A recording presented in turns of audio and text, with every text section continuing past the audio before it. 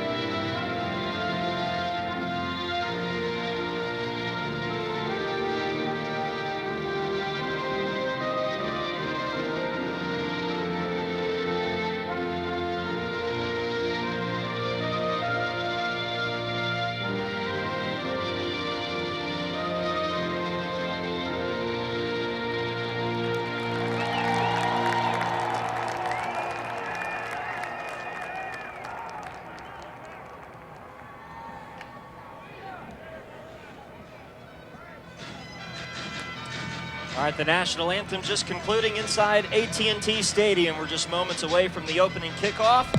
Year 10 of this Blue-Gray All-American Bowl, the class of 2022, getting ready to kick off here in Arlington, the first of 3 class of 2022 games this year. Jesse, such a special opportunity as always for these players to be inside an NFL stadium and get a chance. A lot of them still uncommitted, undecided whether they're going to play college football, and a chance just to go out and hit some folks and play some football one last time at the high school level. Yeah, absolutely, man. You know, this is what we've been through in the last couple of years, right? We did the COVID and all these different things have happened, and these kids have been all a part of that. And so you want to do all that you can to come out here and to extend your high school career, maybe just one more game. And while doing so, try to earn yourself a scholarship, try to earn yourself some looks to go out there and have your education paid for. The opening coin toss out on the star right now at AT&T Stadium. And it appears that Team West has won the toss and they have elected to receive. So we will see Coach Ken Stills, Seneca Wallace, his offensive coordinator, former NFL quarterback with the Seahawks and the Packers. And they will have a rotation today of 3 quarterbacks. Caleb Kreider out of Washington State. Will Schrotenboer from right here in the Metroplex. Played his high school football at Frisco Wakeland for the Wolverines. And Carter Sido from Hillcrest High School here in Texas as well. Those will be the 3 guys sharing reps at the quarterback position for the gray-shirted West team here today in Arlington. You know, this is just a fun opportunity for these players. And we talk about this a lot, Jesse, but especially for the players that live outside the state of Texas, guys from places like Idaho and Missouri and up north in Montana and in the Dakotas. There's no professional football there. Those guys don't grow up going to Dallas Cowboys games or Washington football team games. This is a really special chance for them to not only be inside of an NFL stadium, but to actually get to play on the same field that some of those NFL players play on. Yeah, absolutely, man. To come here and be a part of this, when you look at this great stadium that Jerry Jones and his family has built, this is something that you dream about. To play in a place like this, to turn on the TV and say, hey, that's where Dak Prescott plays. That's where Ezekiel Elliott plays. And my dreams and hopes and aspirations is to one day to be those players. And now I get a chance to play in the same place that they play in for a great game that we're going to see here today. So we are underway with Team East kicking off. Jace Gilbert will plant one in the end zone 5 yards deep for a touchback. And so Team West will start offensively. 1st and 10 from its own 25-yard line. We're glad to have you with us on the Impact Football Network, powered by Zodiac Studios. Ryan Castle, former Cowboy receiver Jesse Holley, on a somewhat chilly Monday afternoon here deep in the month of December, just after the first of 2 national signing days that occurred last Wednesday. So still early in the recruiting cycle here for the class of 2022. And starting off for the West will be Will Schrotenboer, a quarterback from Frisco, Texas. And the handoff on first down is fumbled. A mis-exchange between Schrotenboer and Seth Cromwell, the running back, and it looked like Team West was able to recover it. They'll lose a couple on first down. And, you know, there's small little things that'll happen in this game that you'll see, right? The center quarterback exchange, the handoff between quarterback and running back. And a lot of these kids just got in town on Friday. The practices were kind of, you know, they practiced outside for a couple days, but just being able to have that consistency of doing it with these new guys, the rotation, some of those things you'll see come into play today. You hope that a lot of them not happen, but you'll see some of that happen today. 2nd down and 12, and Schrotenboer will hand off successfully this time. And the run across the 25-yard line to the 26 for Seth Cromwell will bring up 3rd down and 9 for Team West. And the other thing to keep in mind, Jesse, as always, is that a lot of these guys are playing in an offensive system that they may not be familiar with. Yep. They may not be comfortable running a spread offense or running out of a 3-back or a 3-receiver set. And so that's an area of an adjustment as well. As you mentioned, the limited practice time for both of these teams.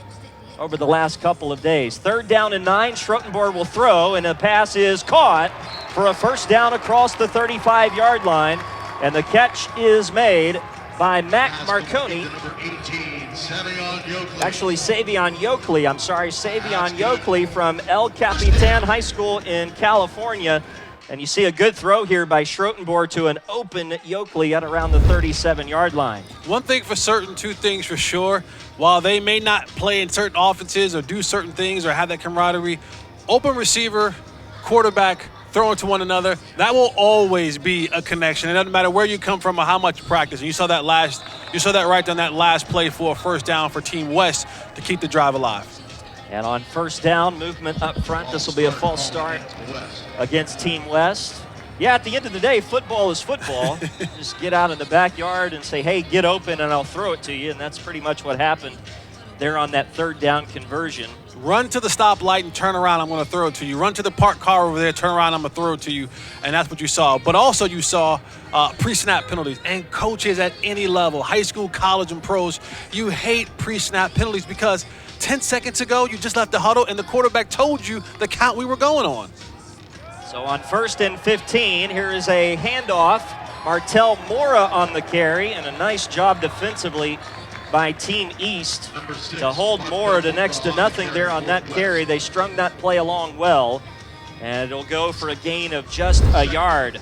So we take another look at this Team East defense with some hot pursuit. And one of the first guys there, Mark Champion, the linebacker from Veterans Memorial High School in Texas, has some good size on him, 6'3", 225. And these young running backs have to understand, I stretch it, but at some point I got to put my foot down and get north and south and get all the yards that I can and not trying to make everything a home run play. Schrotenborg will roll to his left on 2nd down and wants to go deep. Incomplete, and some good coverage there on the back end. That was Travis Barnes from Les Bloomfield High School in Michigan. He's a MAC target and provided some good coverage there on Rowdy Rowan. Well, I'm glad we got to say that name, Rowdy. Not able to get the separation there, but he's in there as a receiver on this first drive for Team West. Big 3rd and about 14 coming up here for the West. And when you watch that play, quarterback rolling out to his left, they run the smash concept with the 5-yard hitch route and the corner route. And what you want is you want your receiver to take it high, but I want my quarterback to throw me out of that low if the cornerback on top of that is sitting, the safety sitting high on top of me. They picked up the first 3rd down, trying to do it again. Flag is down, and the pass thrown out left incomplete, nearly intercepted by Avant Rogers. And there's a penalty flag down in the secondary. As you see Schrotenborg running for his life out of the pocket. So we'll hear from our officials for the first time today. And that's a holding against the offense. Yeah, I think he got that backwards. That was a holding. You're right. Yeah, that was a holding against the defense on the receiver. And it was right there in the plain view of the referee, and he called it. And that'll move this West team for a first down. And that's critical, man. When you're 3rd and 13 and you have a penalty like that from your defensive back to move the sticks, that your main goal for defense is to get off the field on 3rd downs, and you want to put them on 3rd and long situations. And they had that right there, but the DB grabbed, held, ref threw the flag, first down, Team West. So new life now for Team West, and a quick throw out to the left is incomplete, intended for Cameron Bibby out of El Dorado High School in Arizona. Bibby was open on a little quick slant timing pattern, but not able to hold on. And 2nd and 10 coming up, but good release off the ball there by Bibby, just unable to hold on. Yeah, everything was perfect. The release, the route, the subtleness, being able to throttle in there. But he forgot one thing, right? You need that. You need that. Crucial. Yeah, you need that. You need that football to go anywhere. And so you can tell he took his eye off the football and tried to run before he actually caught the football. And so for these young guys, it's all about those fundamentals, man. It's fundamentals all across the league from high school to the pros, but definitely at this level. Interesting first drive for Team West. They're going to hand off again. Cromwell slips out of a would-be tackle and is not going to be able to get much here. Is going to lose 3 back to the 40-yard line, and that Team East defense, again with hot pursuit of the ball carrier. That time it was Gabriel Marable from Dutchtown High School in Louisiana, right here in this region of the country. And he made a nice tackle on Cromwell to set up 3rd down and 13. And this Team West offense has been able to get a couple of first downs, but it's been sort of an erratic drive so far. It definitely have, but, credit to Team East. They continue to battle, they continue to work, but these are the downs, 3rd and about 13, 14. You got to get off the field right here. Schrottenberg will throw, clean pocket, and will loft one deep to the corner. Pass caught, inbounds for a first down to the Team East 40-yard line. Beautiful throw and a catch on the back end there by Rowdy Rowan with his first reception out of Ford High School in Texas. And you take another look at the beautifully thrown ball there by Schrottenberg. What a great call by the offensive coordinator, Senator Wallace. And what you saw the same exact play that they actually got the flag on. But this time they say because their quarterback is left-handed, let's not roll him out to the right to throw to the right-hand side. Let's leave him in the pocket. So they left him in the pocket and ran the same smash concept. This time, instead of the flag, they got the first down on the reception. Here's a broken play. Schrottenberg will just toss it out to the left. And a good job to get back across the line of scrimmage, turn that into a positive play. And Carter Sido, who is Jaddonovan Williams. Jaddonovan Williams, a teammate actually of Rowdy Rowan at Ford High School here in Texas. And Jaddonovan doing a nice job there to pick up a yard to the 39-yard line. Team West on this drive, 3 out of 3 on 3rd down conversions. First drive of the game, 11 minutes to play first quarter, and a handoff Cromwell, and he's loose into the second level. Seth Cromwell with the biggest run of the game so far for Team West to the East 31-yard line, sets up 3rd down and short.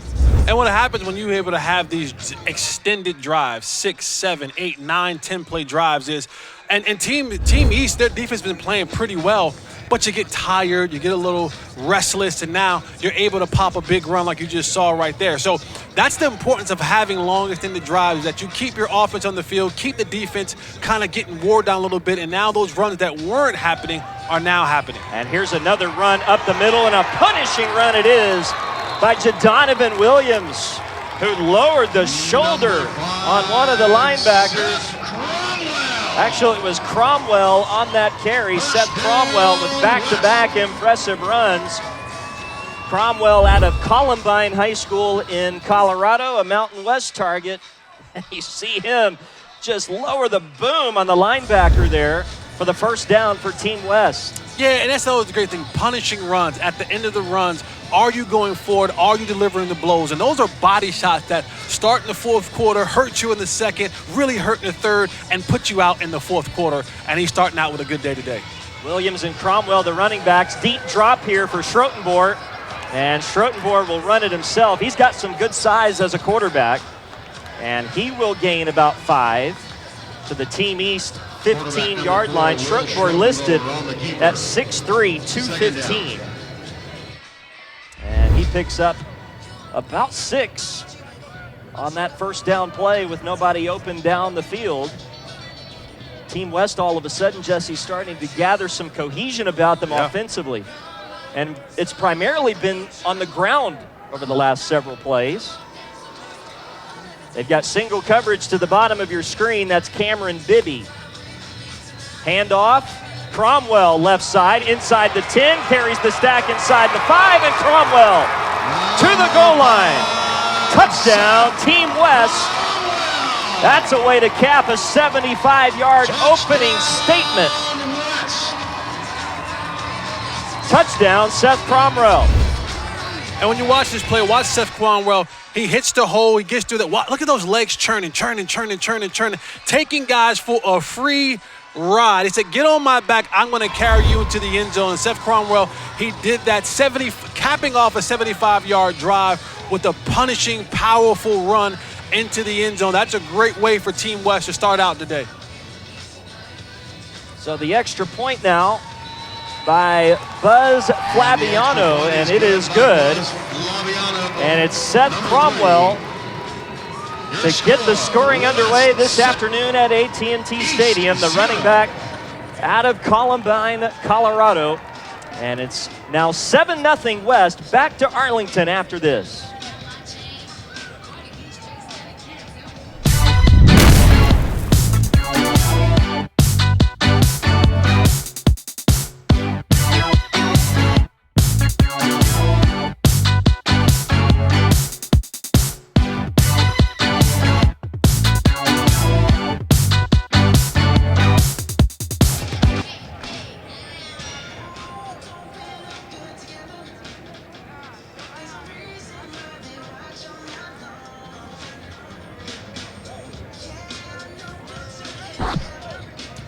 Seth Cromwell finishing off a 75-yard touchdown drive for Team West, and arm tackles were not going to get the job done against Mr. Cromwell on that last run for him, a 10-yard touchdown run. And Team West has struck early. You know, a lot of times, Jesse, you won't see offense early in these types of games, but right there, Team West did a good job. They converted 3 consecutive third downs and then found their rhythm. And one of the things that we remember in this game, that there is no blitzing in this game. So when you're talking about blocking up front, it gives you just a 4-down lineman look. So they're able to pick up guys and know who they have to block and when they have to block them. And you saw right there that Team West, their offensive line, did a fantastic job getting a helmet on a helmet, creating holes for Cromwell to go in for a touchdown. Rick Coleman on the return, brought it from a couple of yards deep in the end zone. The defensive back out of Harvey High School in Ohio. He's a Cornell signee, and he is dropped at the 15-yard line. Good coverage on special teams by Team West. They have come out firing now on all cylinders here early in this class of 2022 Blue-Gray All-American Bowl. And now we'll have a chance to see Team East. Dick Bell, their head coach. Rodney Beasley, the offensive coordinator. Number 2, Noah Spencer. And Noah Spencer will start as the quarterback out of Kings High School in Cincinnati, Ohio. And he hands off on first down for a gain of 4 around the left side. Sean Harris out of Union High School in New Jersey with the carry, 4-yard gain. Brings up second down and 6. And again, you've been on the sideline for a while offensively, Team East. You saw Team West march down the field 75 yards for a touchdown. So you don't want to come out and be too hyped, be too excited. Let's get some plays. Let's stay ahead of the sticks so we don't find ourselves in 3rd and long and then now take our chance to methodically move the ball down the field. And another handoff on second down, and a nice run around the right side by Jamari Harris this time out of Hillsborough High School in Kansas. I'll tell you what, Jesse, these guys not shying away from contact here early, as you see Harris upended there at the end of that run at the 35 or at the 25-yard line. It's a first down for Team East.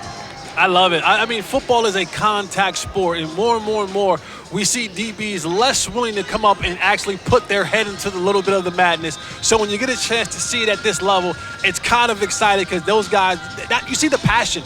These guys are trying to earn scholarship. These guys are trying to take this thing to the next level, and they know I'm going to have to do a little bit of tackling to get so. Spencer to throw for the first time, and he has a completed pass out to the left side for Devin Thomas out of Van Buren High School in Ohio. He is listed at 5'10", 160.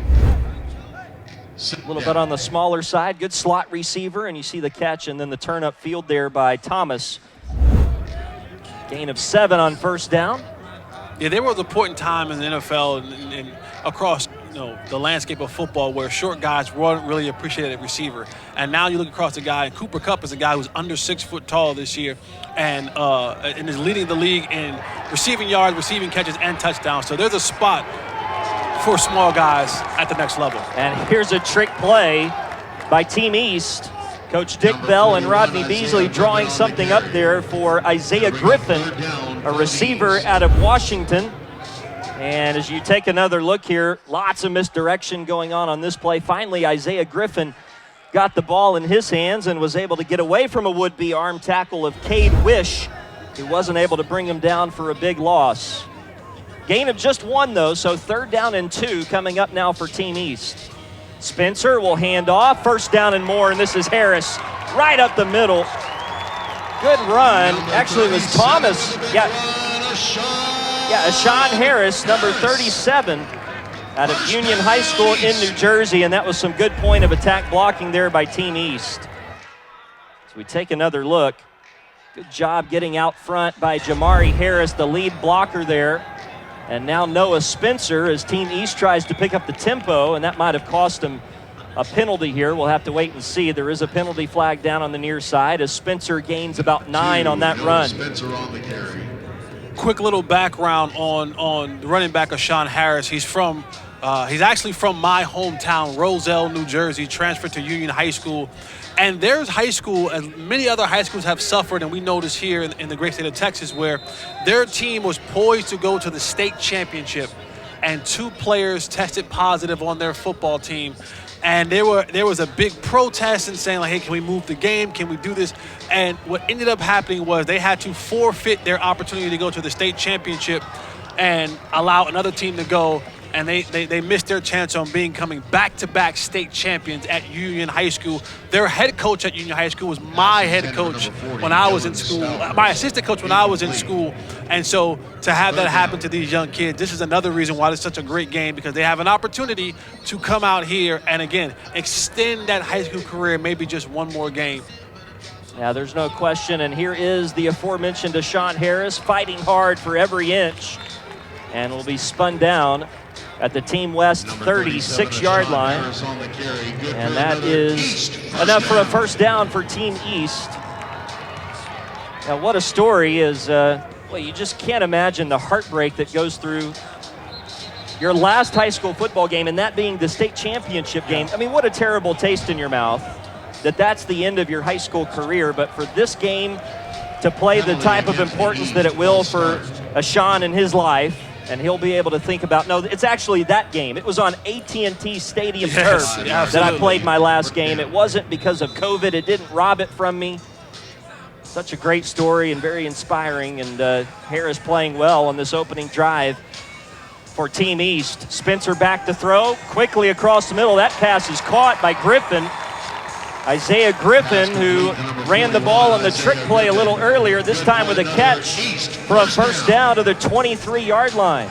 You know, Ryan, you and I have done these games for a couple years now, and sometimes we've had some games where it may not have been as competitive as we wanted it to be.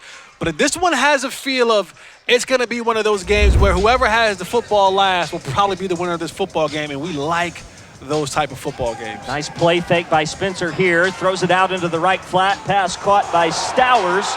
And Stowers lost the football.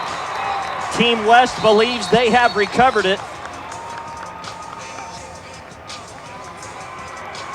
And their opinion doesn't mean much. We're still waiting for an official. There it is, West football. Dylan Stowers coughs it up as we take another look. Boy, just trying to get maybe an extra inch, and a great recovery there at the bottom of that stack by Isaiah Shields out of Wiley East High School right here in the Metroplex in Dallas-Fort Worth. Isaiah Shields with the recovery, and Team West will take over. And that's a big play right there, Jesse, because Team East was marching right down the field, poised to tie this football game. Absolutely, but you mentioned it earlier. These DBs are mixing it up. They're getting in there, and they're getting scrappy, and that was a play you're taught. Hey, first guy come in, wrap him up. Second guy come in, try to get the ball out as best you can. And on that play, it worked for Team West. And so now Team West back to work offensively with Caleb Kreider in as the quarterback out of Washington State. And his first pass is completed on a slant across the middle.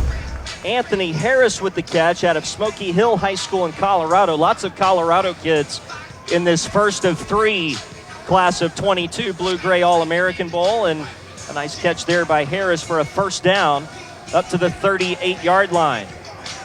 So Caleb Kreider, 6'4", 190. Play fake, back to throw. Is pressured a little bit, and now we'll throw it out to the left, incomplete. Looking in the left flat for Devin Sparks. Devon Sparks, incomplete. Second and 10, and we've seen both defensive lines so far, Jesse, get some pretty good pressure on the quarterback. Yep. It's always an interesting matchup to watch in these games. Offensive versus defensive line. It's really and truthfully because of the vanilla styles of these offenses and the defenses as well. Right. That's just guys lining up across from one another and saying, I'm going to try to beat you to the ball. And you know what? That is absolutely great when you're trying to evaluate talent. When I get a chance, if I'm a college scout or I'm a recruiter or I'm a talent evaluator, you know, a lot of times you may have certain mix-ups and change stuff like that. All right, we're going to go downstairs and check in with the third member of our team, Jada T. To be here playing in the AT&T Stadium. Oh man, it feels amazing. You know, I've been a Dallas Cowboys fan since I was young, so getting a chance to be in this stadium and play, it's been an amazing experience. We heard that you're committed to Boise State. What are you most excited for?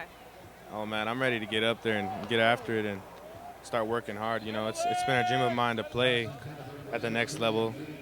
You know, this process started for me 2 years ago, so getting the scholarship and signing officially and knowing that I'm getting the chance to play at Boise State, it's exciting. And tell us about your experience with working with these NFL veterans. You know, it's been really good getting to work with these NFL veterans because they have a lot of knowledge. So they've been able to pass that knowledge to me. You know, that's something that I can use in the future and contribute to my success. All right, thank you so much for speaking with us, Roger. Back to you guys. Thank you. Boise State, he's out of Jal, New Mexico. And play for Andy Avalos, the coach up there at Boise State. And one thing I'm always impressed about when we get a chance to call these games are the geography of where everyone is coming from. Yeah. Right? New Mexico, Arizona, Texas, San Diego, Utah, Colorado, New Jersey, Kansas, Pennsylvania, Ohio. I mean, this thing is Mississippi. It's spread out all over the country, and these guys have come here to Dallas, Texas to give themselves an opportunity to further their college football career at the next level. Really nice tackle there on that third down play by Andon Carpenter to end the drive for Team West. And so they will have to punt. This is James Wagenseller, who is committed to play for Army next year. One of the better punters in the Coles Kicking Academy. This time he'll get a nice roll down inside the 25-yard line and a penalty flag down on the return. P.J. Rivera able to get back to about the 30-yard line, but we'll have to check the penalty flag. And one thing that a lot of young kids sometimes miss when you turn on the TV, everyone wants to Odell Beckham one hand to catch it, or everyone wants to be able to do Patrick Mahomes no-look passes or all those great things. But there's an area that a lot of times people miss is the special teams area. And when you're talking about getting to the highest level in the National Football League, there's guys, and I am one of them, who have made a career playing special teams, core guy, punt return, kickoff return. So young people, I want you to hear this and hear this well. Don't frown upon being on the punt team. Don't frown upon being on the kickoff team, and kickoff return team. A lot of time, that's how you find a roster spot in the National Football League. That's how sometimes you get a scholarship or keep a scholarship at the collegiate level. So being able to do more and showing your versatility, not only offensively or defensively, but being a part of the core special teams unit. Yeah, no question about that. I'd like to talk a little bit more about that after this play if we can. Team East back to work offensively, and on the handoff on first down will not go for much. A little bit of a high snap, throwing the timing of that play off. And I think a willingness to play special teams and to play hard on special teams indicates a level of love for the game of football out of a player. And that's what coaching staffs are really after, right? Are guys that want to show up. They want to do the dirty stuff. They want to do the ordinary things extraordinarily well. Yes. And those are the things that lead to wins on Saturday and on Sunday in the game of football. And even coaches that are evaluating this game, they're going to see guys who play offense and who play defense, but because it's an all-star game and the numbers, that you're going to have to play some special teams. Are you loafing out there? Are you kind of going out there and just, halfway doing it? Or are you going out there really trying to make a name for yourself? Because that's going to show you the integrity of players. And coaches not only want talent, not only want some dog, but they want some integrity to know this is a guy I want on my football team. Yeah, you got to be able to put a guy on the field that you trust. Yes. And right now, Team West trusting their defensive line. They have not allowed an inch to Team East on this particular drive. It's 3rd down and 15. Brendan Nunnally is in for his first series as a quarterback out of Bartlett Yancey High School in North Carolina. 6 foot, 200 pounds, and he's going to be hit as he throws here. Deep out to the right side is incomplete, intended there for Colton Bass out of Adrian High School in Missouri. And Team East, backed up deep in their own end, is going to have to punt one away here on 4th and 15. And you see again that pressure from Team West making things difficult for the East offense. And that wasn't the best start that you want when you get a chance to come in and play a series of football. But the good thing about what we do here, a little bit longer clock, so these kids will all get an opportunity to get multiple series in to try to get a chance to showcase who they are, what they are, and how well they can play. So here is the punt from Tyler Ebel, who's a South Dakota commit. Gets away a pretty good punt and a chance for a return for Team West. And it's good blocking out in front, and it will be a touchdown. Returned all the way here by Marquez Tolfree. Touchdown, he was untouched. Well, you talk about special teams. That was special right there, but there is a penalty flag down. I think the penalty flag is going to come after the play. I think this may come after the play. A little bit of extraness, a little bit of extra between two of the players, one from the East, one from the West. But I think the touchdown will stand. And then after the play, there was a little bit of extracurricular activity that was happening with two players from one player from Team East, one player from Team West. Well, whether it stands or not, that was a smoke show from Marquez Tolfree. He nearly outran the blocking on that play. I mean, just an incredible return and a lot of speed. And it is going to count. So the touchdown will stand as we take another look. That was really pretty darn easy. And, we say that, but a lot of that is the blocking, right? It's guys being willing, as we've just been talking about, being willing to get out, get on their block, and allow Tolfree to do something like that.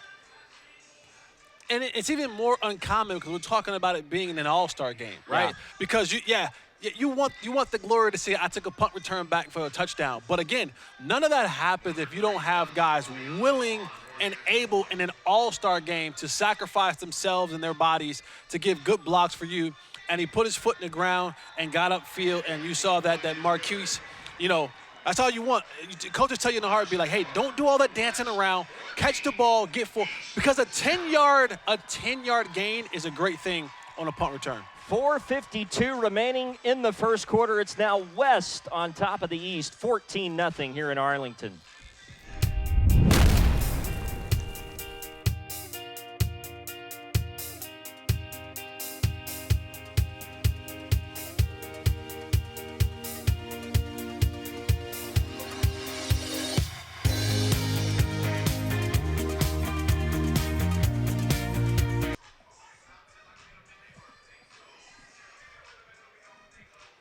Well, Team West out to a 14-0 lead here at AT&T Stadium. We're still in the first quarter of the class of 22 Blue-Gray All-American Bowl, but it has been all Team West so far. Seth Cromwell with a 10-yard touchdown run. They got a fumble recovery. And then Marquez Tolfree with a 48-yard punt return for a touchdown. And take a look here at that fumble recovery that led to the takeaway for Team West. That stopped what was a really productive Team East drive on their first series. And a nice tackle made there for a loss that ended a drive. And then finally Tolfree, as you see again, that angle of just the outstanding speed, needing one block there at around the 20 to put that one in the house. And now with the penalty, the kickoff coming from way back, and a good return here for Team East. They're going to have good starting field position. Number 19 on the return. That was Rick Coleman again out of Harvey High School in Ohio. He's the Cornell commit.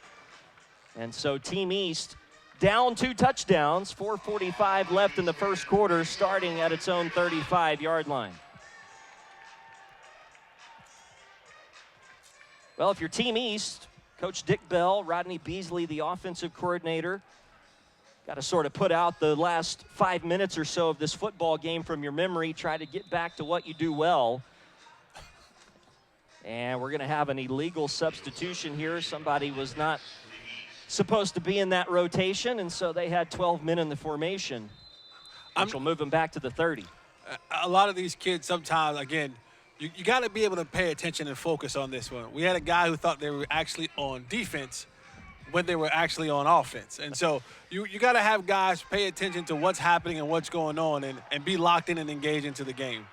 Here's a first down pass caught by Colton Bass over here in front of the Team West bench.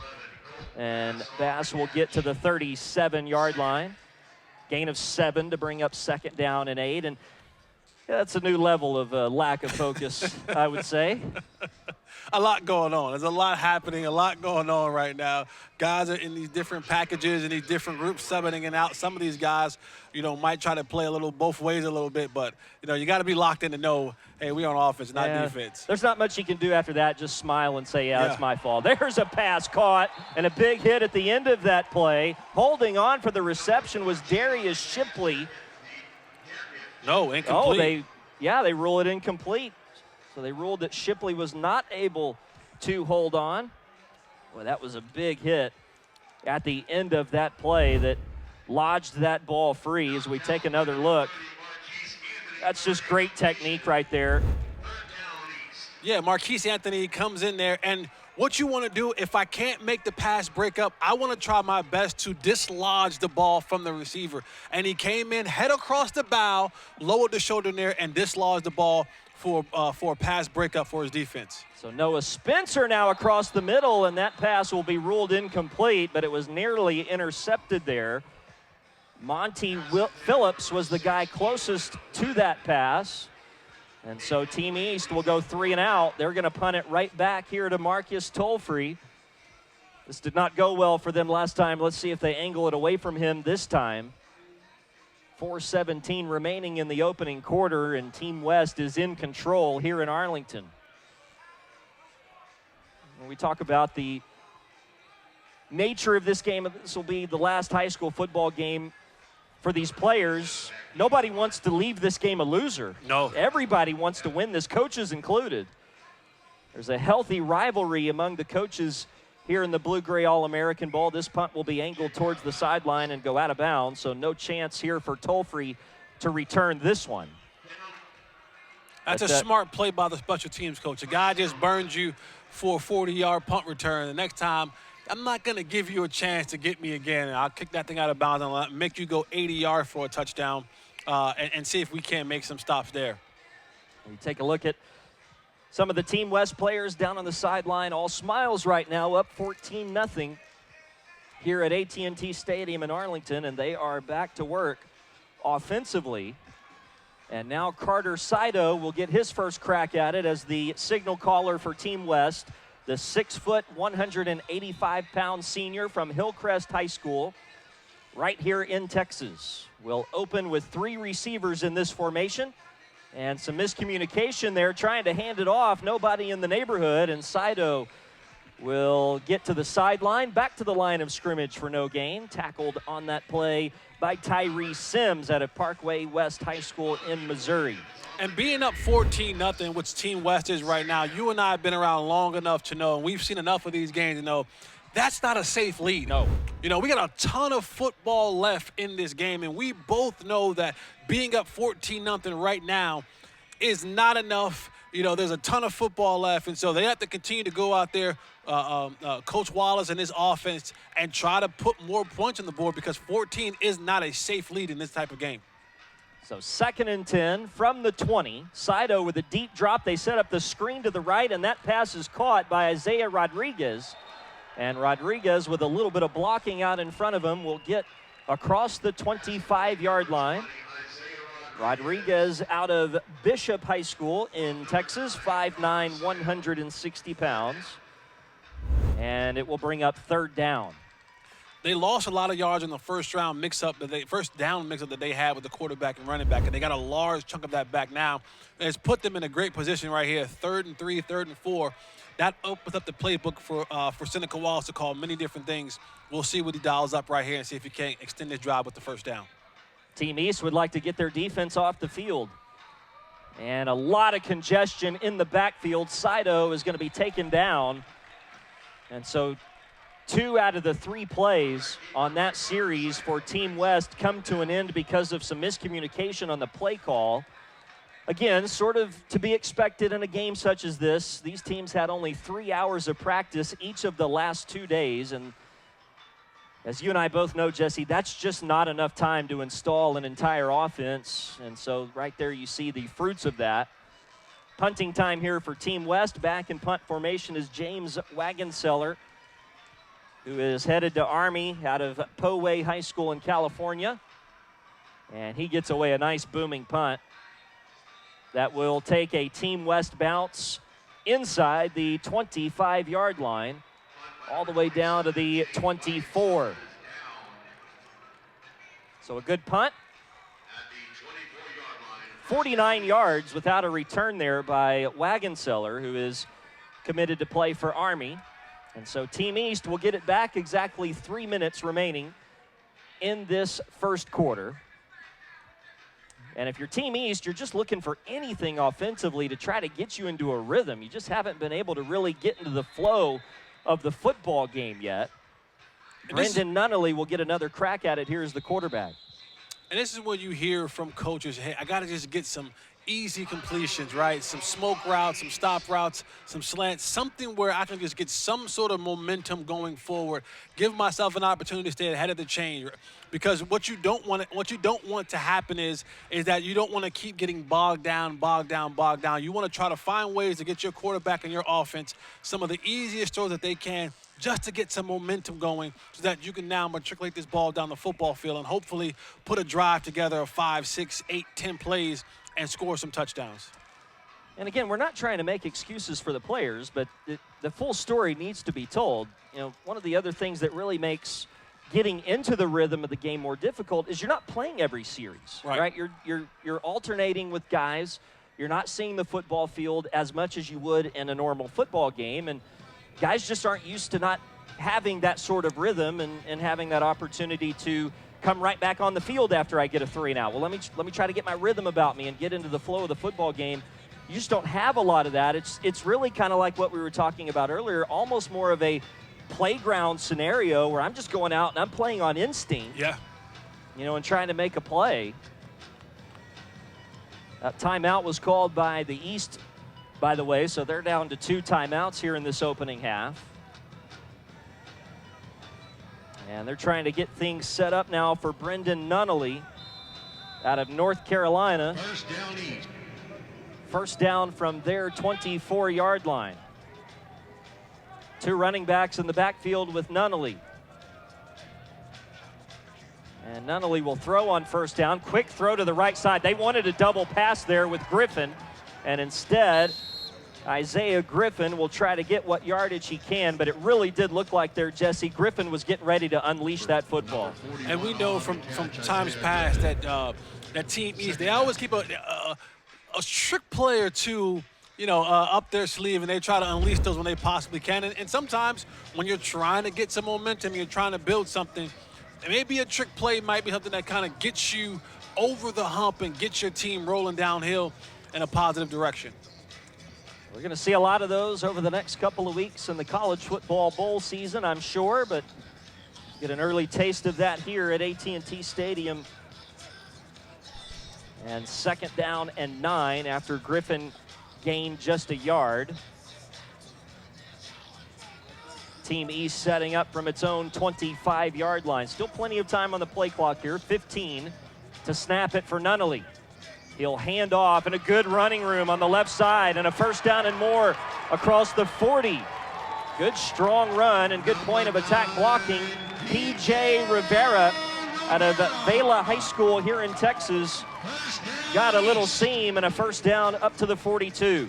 And that's sometimes all you need. You see a seam, you hit it, and you gain big yardage. And now Team East, they're putting themselves back in a position to maybe potentially go down here and get some points on the board with a ton of time left in this football game. So you're not in a rush, right? You're not in a rush. I'm not trying to overdo things. I'm not trying to kind of, have a 14-point play. I understand that it's not possible, but let's just go out here, run our stuff.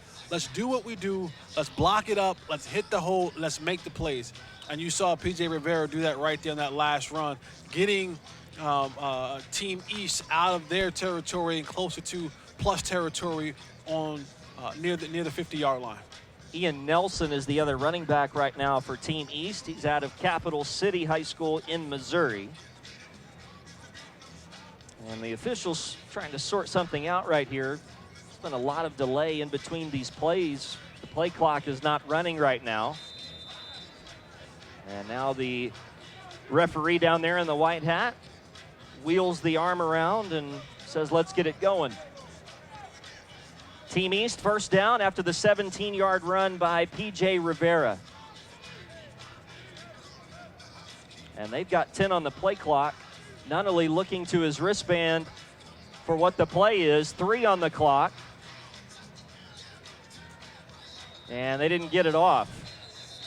Whistles blow, and it will be a delay of game against the offense here. Delay of game called against the East. So sort of a weird feel to this drive right now for Team East.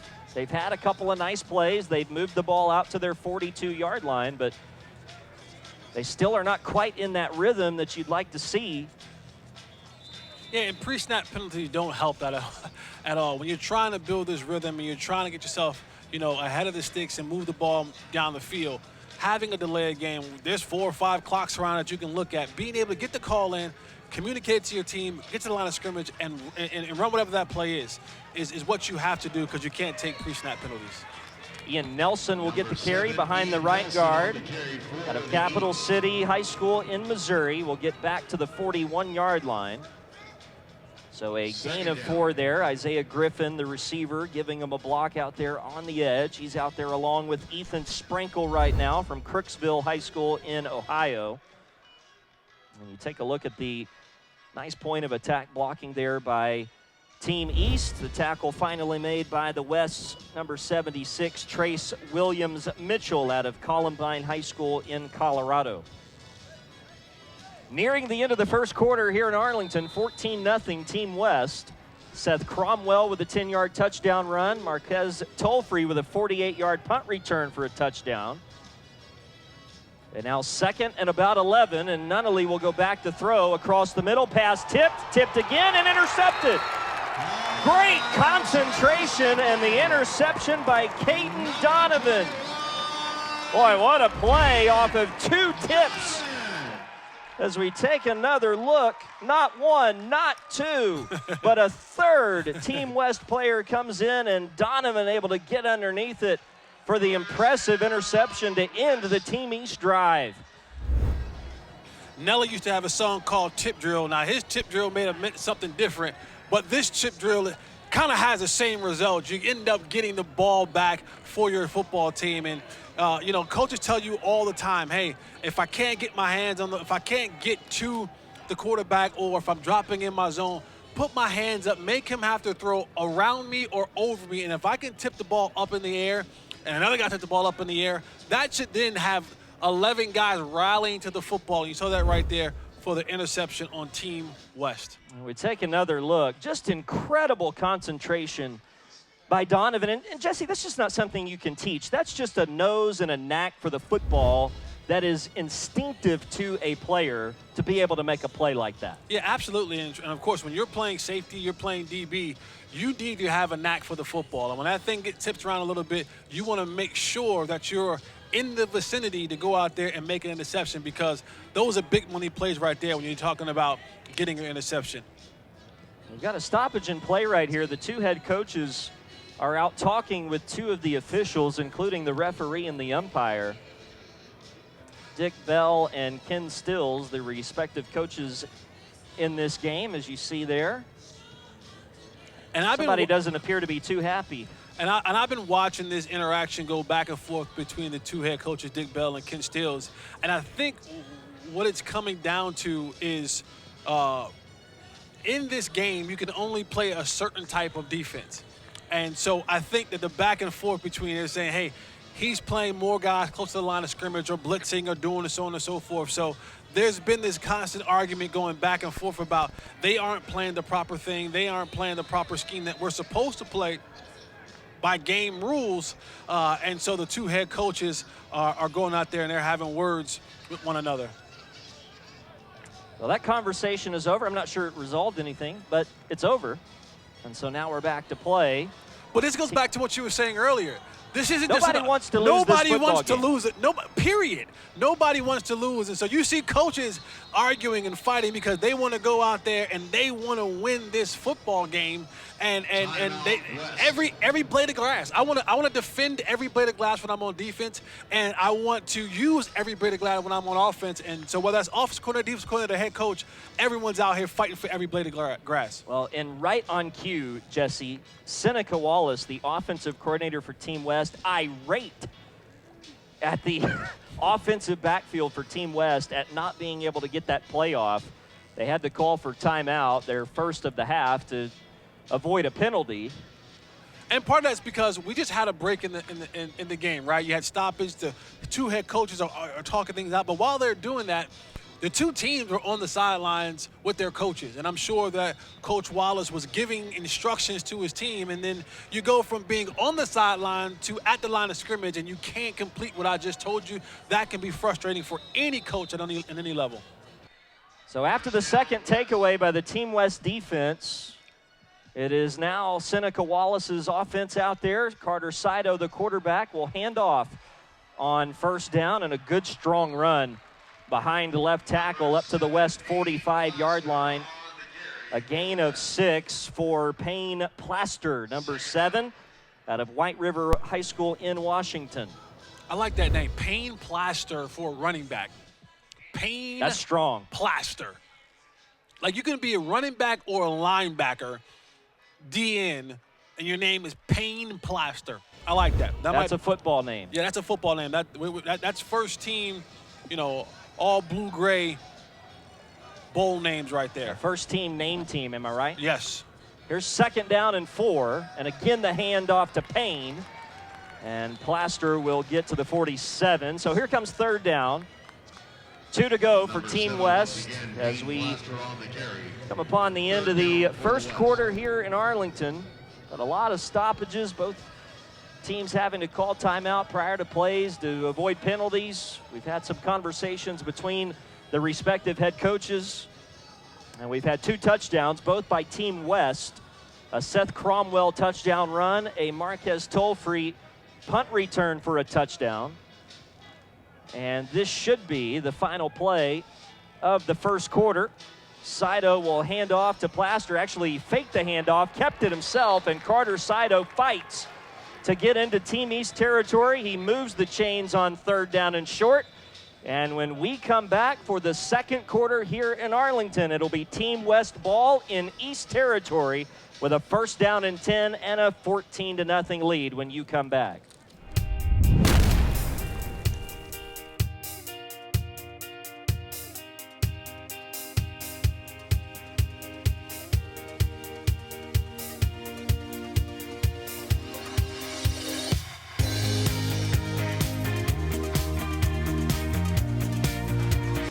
First quarter took 56 minutes.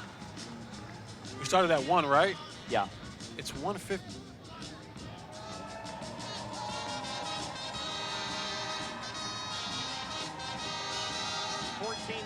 Team West as we go to the second quarter here at AT&T Stadium in Arlington alongside former Cowboy receiver Jesse Holley. I'm Ryan Castle. Happy to be with you today on the Impact Football Network. Wherever and whenever you may be accessing our broadcast. To all the coaches out there looking for some players to fill out your college football rosters, we know you're enjoying what you're seeing so far from both sides. 139 players taking part in today's game. Most of them undecided about where they'll play college football, but all of them, Jesse, are desiring to do that, and a star is going to be born here, maybe a couple here on the field at AT&T Stadium today. Has this been one of our bigger game as far as number of players, 139 players. That's a lot of football players. Like I said earlier, they come from all over the country. Here's Carter Saito, the quarterback, trying to keep it himself, and he will get back to the line of scrimmage, and that's it. First play of the second quarter goes for no gain. So second down and 10. And remember that there are 2 more of these games coming up in January back here at AT&T Stadium on January the 10th, and then in Tampa from Raymond James Stadium, the home of the Super Bowl champion Tampa Bay Buccaneers. That'll be on January 31st. And both of those games will also be available here on the Impact Football Network. Pass here on second down is caught over on the near sideline by Savon Yokley, who makes his second catch of the game. El Capitan High School out of California is where Yokley is from. So we take another look. Good throw here by Carter Saito to an open Yokley. El Capitan High School. I like that. Where you go to school at, Jesse? El Capitan.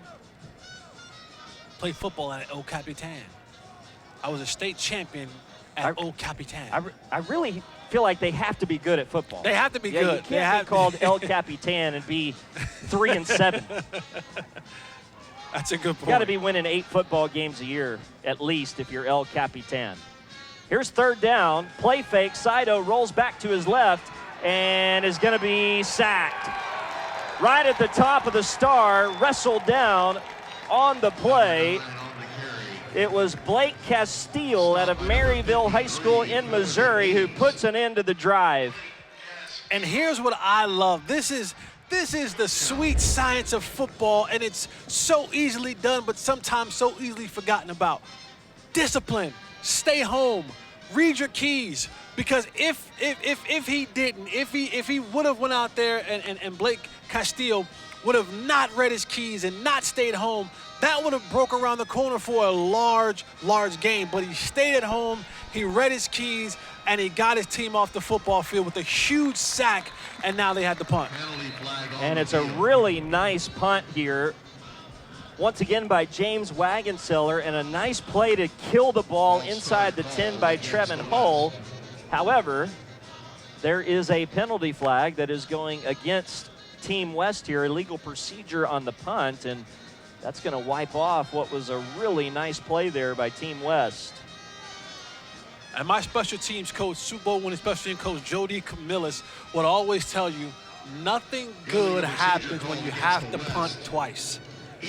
Because the one thing about special teams, it's a legal mauling all across the board. And so what happens is you exert so much energy running down, trying to get off. You know, when you're a gunner and you got these 2 jammers mauling you, at the top and at the bottom, now I just ran down 60 yards full speed, fighting and mauling. Now I have to go back out there again and do the same thing over again. Coaches always say, nothing really good happens when you got to punt twice. Yeah, ticking time bomb for sure. So Wagenseller will try it again. The last one was down at the 5. This one won't be quite as good. Maybe. There's the bounce inside the 10. And if you're Team East, you got to get over there and play center field, don't you? To keep that ball from rolling.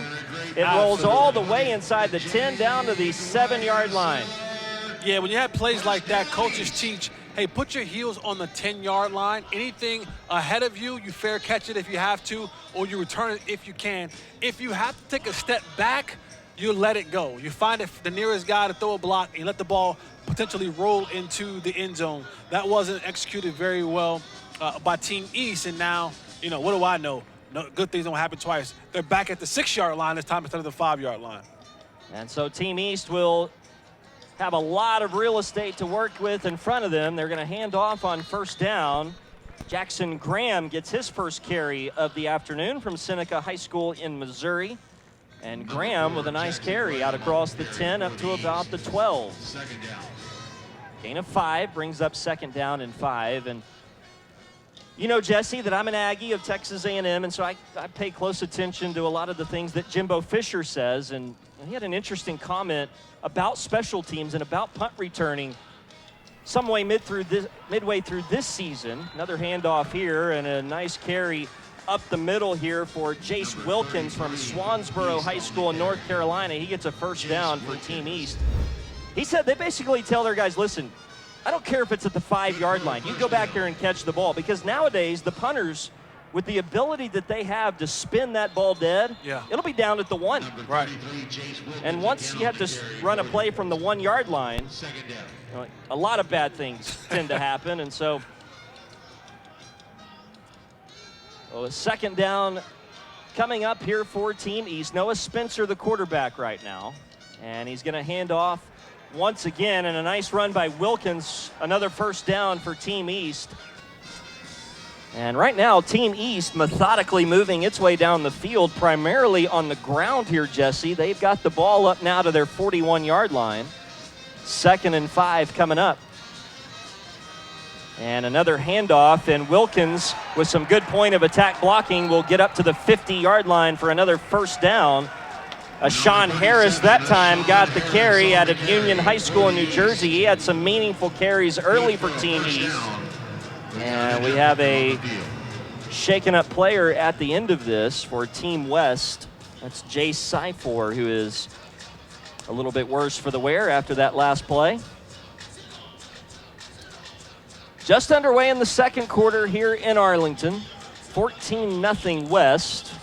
Seth Cromwell with a 10-yard touchdown run to get the scoring underway here today at AT&T Stadium. And then Marquez Tolfree with a 48-yard punt return for a touchdown on a play that he was untouched to put the West up 14-0. You know, Jaden was just down there talking to Will Saxton from Mississippi, committed to Southern Miss. Sometimes I think, you know, those big guys, right, 6'2", almost 260 defensive linemen. You know, sometimes those big guys, they want to go out there. They're like, hey, I'm going to stay close to home. Mom's cooking is right down the street. She can wash my laundry. I can just drop it off, get some of that pot roast, some of the mom's stuffing. You know, as the big guys, they don't like to go too far away from home. They like to kind of stay, you know, they always say the big guys like the mama's boys. They always want to stay close to home because they know I can just get in the car pretty quickly and drive up there and get some of mom's meatloaf. Yeah, so Will was going to stay home and play for Will Hall. Hopefully get some meatloaf. Maybe on the days he doesn't have practice, he can go home to Benson. Hattiesburg, Mississippi is where he's going to play. Mic check, 1. And on first down, not much here for Team East. Team West up to the task defensively there. In to make the stop was Josiah Gardner. Nice play by him. Gardner Number 37, out of Sean Willow Harris, Canyon High School in Arizona. Noah Spencer, the quarterback right now for Team East. High snap, Spencer back to throw. Pressure across the middle, man open, and the pass tipped, then nearly caught. Finally, it ends incomplete, and 3rd down and 11 is coming up, and we'll go downstairs once again for Jada T.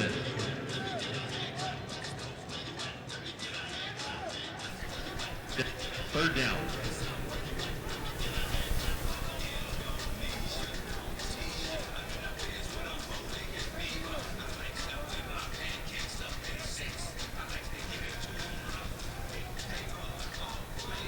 All right, so 3rd down and 12 coming up here for Team East. And Noah Spencer with a handoff here to Harris, and Harris will not get much. He is tackled immediately. Interesting play call there on 3rd and 11 to hand it off for Sean Harris, but Team West not fooled. They made the tackle immediately with Blake McCormick out of Mays South High School in Kansas, and it will be time to punt here for Team East. And if you're Team East, you want to be able to flip the field, right? Now I want Team West to be backed up and make them have to take the long drive down the field. Now, you got to make sure you get down there and tackle Tolfree because you know what he did to you last time. So get the punt off, get down there and be able to cover and give yourself a chance to make the tackle. And Tolfree will have a chance to return from the 13. Makes his first move to the outside and has a space to the 40. He's at the 50 with the punter to beat. And got him turned around to the 20. Marcus Tolfree. This time 86 yards, a touchdown. That's special. That's a special play right there. That's a special player making a special play in a special moment. When you get to go back and have 2 punt returns back for a touchdown, that is phenomenal. And Marquise Tolfree, he has been putting on a show from the punt return position. 2 touchdowns today. That is absolutely amazing. Marcus Tolfree has returned 2 punts. He has been touched 1 time. He broke the first would-be arm tackle, and nobody else had a chance at him. As you take another look at that move he made on the punter to basically get him turned around, and he's got too much speed. I mean, that's got to be just criminal, what he's been able to do on special teams so far for Team West. Team West has 21 points, and 14 of them because of that guy right there, Marcus Tolfree out of Wichita South High School in Kansas. Ken Stills loving it here in Arlington. Team West up 21-0. That's a special moment, man. When you come to these all-star games, you want to go out there and you want to do special things. And, you know, Marcus Tolfree, he didn't think, you know, maybe I might not, maybe I will, but today he's got an opportunity to have 2 punt returns back to for touchdowns. He's been on a 14-0 run by himself. He's like the Steph Curry of punt returns out here today, man. He just goes on to Kevin Durant. He goes on these wild runs by themselves, man, and just saying, hey, if you just block your guys, I'll take care of the rest. That is special to watch, what Marcus Tolfree has been able to do so far for Team West. Well, so far the best play for Team West has been force the punt. And again, and we mentioned this before, but you credit the blocking as well. Tolfree did the first part of that, making a couple of guys miss, but the blocking down the field was excellent. And now the kickoff from Team West, number 3, Buzz Flabiano, and the return coming out, and Team West is just dominating every aspect of the football game right now. That tackle made on special teams by Caleb Figueroa out of Industrial High School right here in Texas. They are covering well, they're returning well, they're defending well, and it's all smiles right now for Team West and Coach Ken Stills. Yeah, some special things going on right now for Team West, man. They're doing a ton of good things. 21-point lead right now, like you said, playing great offense, great defense, and the third phase of the game, offense, defense, special teams. That's a great cover play right there. You've now backed them up to the 12-yard line, and now they have to take the long walk down the field. And you just hope to yourself that, hey, we can make enough stops to get ourselves off the field again and to give ourselves great field position. And there's a nice play made defensively. Before we talk about that, I do want to correct myself. That was Jasper Beeler, number 28, who made that nice open field tackle on special teams. And you take a look here at Team West, just getting it done in every phase of the football game right now. And that tackle really well done right there by Tyler Jackson from Wiley East High School in Texas. And you see the energy become contagious. When you start making good plays on special teams and offense and defense, it becomes contagious and everybody wants a part of it and everybody's out there flying around. Brendan Nunnally for Team East plants his foot on a little 3-step drop and fires a dart across the middle, completed for a first down. That's one way to get out of the shadow of your own goalpost, as we see Nunnally just throw a strike across the middle, and that pass good for a first down. Yeah, getting to the top of your drop, 1, 2, 3, putting that back foot in the ground and delivering a strike. The timing was there, everything worked well, and now they kind of got out of the shadows of their end zone. Well, Nunnally again will go back to throw and has a completed pass in the right flat there for Colton Bass. We got a flag down on the play, though. And that's on the near side, away from where the action was going. It's going to be a false start on Team East. Yeah, it's a backbreaker for Team East. You know, they've really struggled offensively to move the football. They have 2 turnovers here in this first half.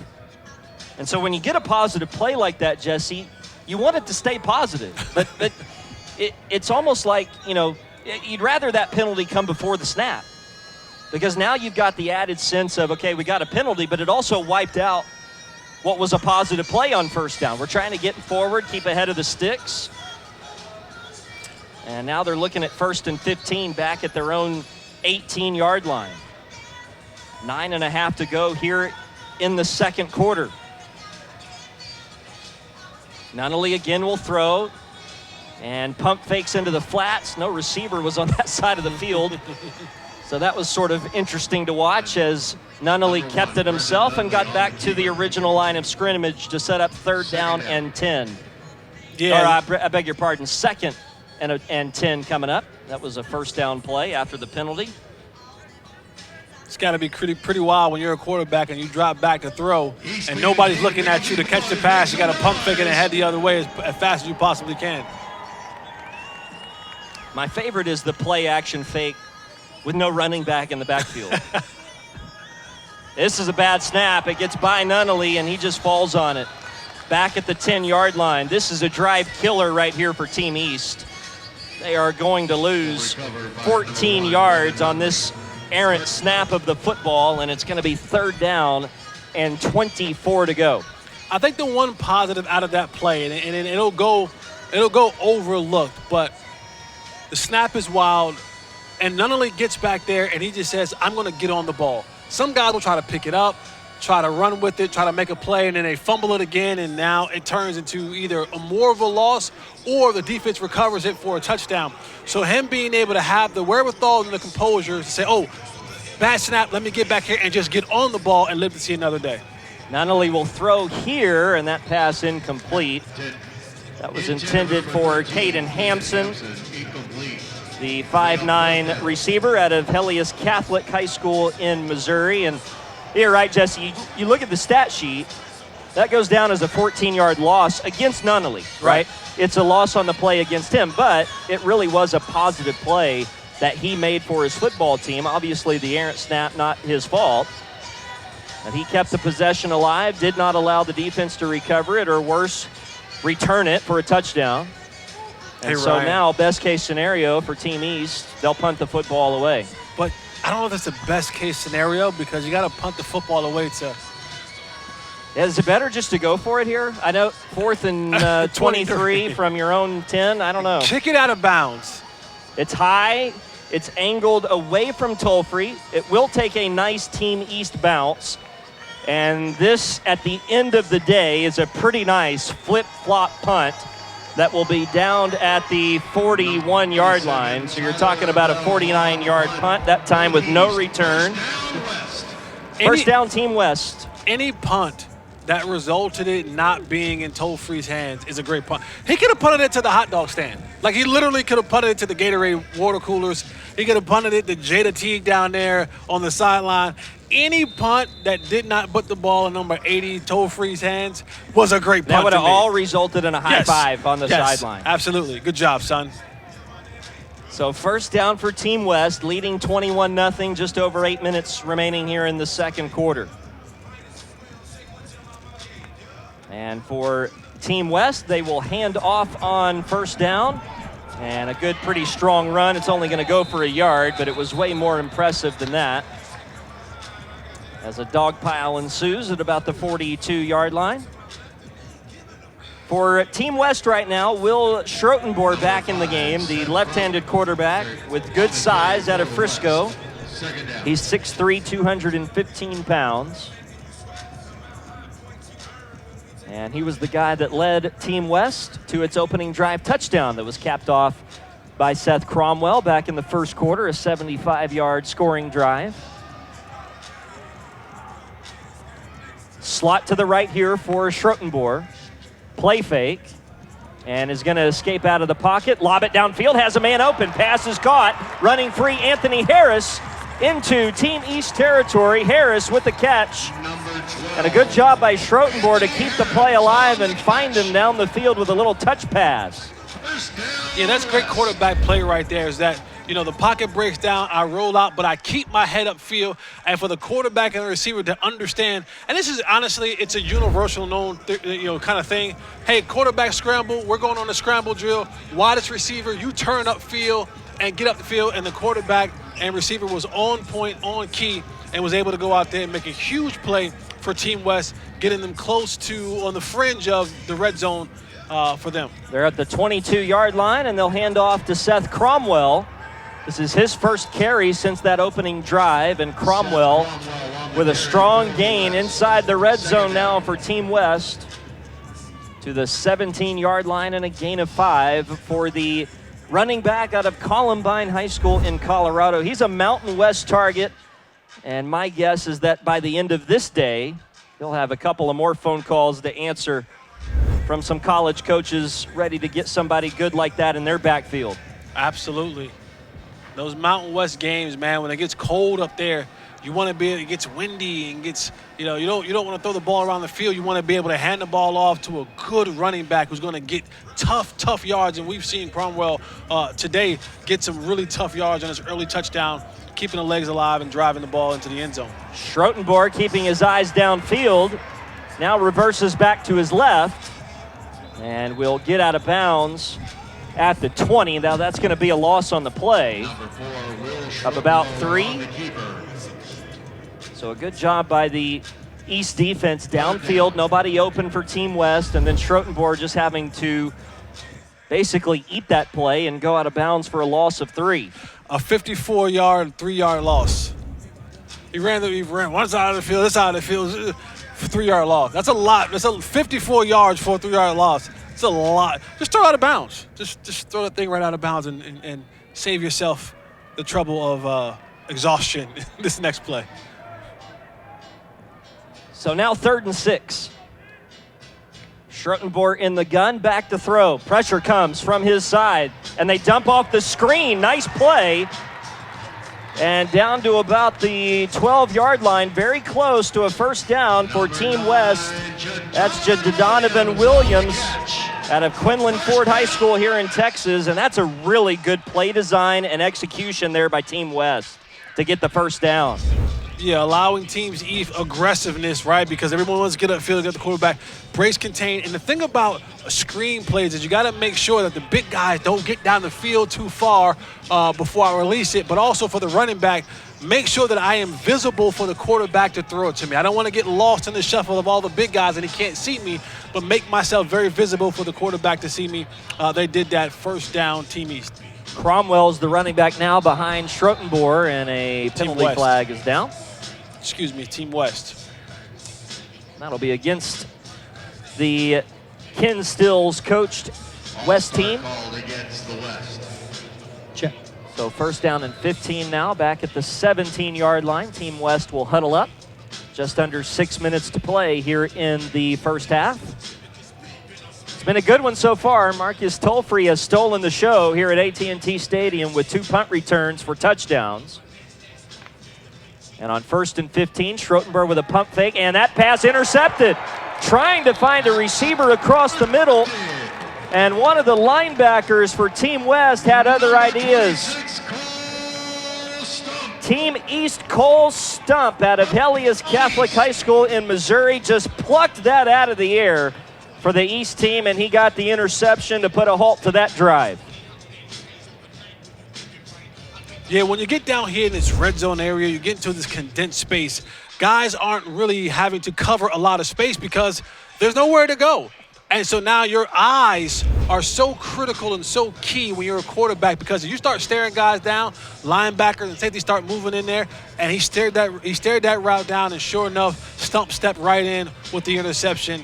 And now Team East has an opportunity to go down and score some points before the half. So that's the first turnover by Team West.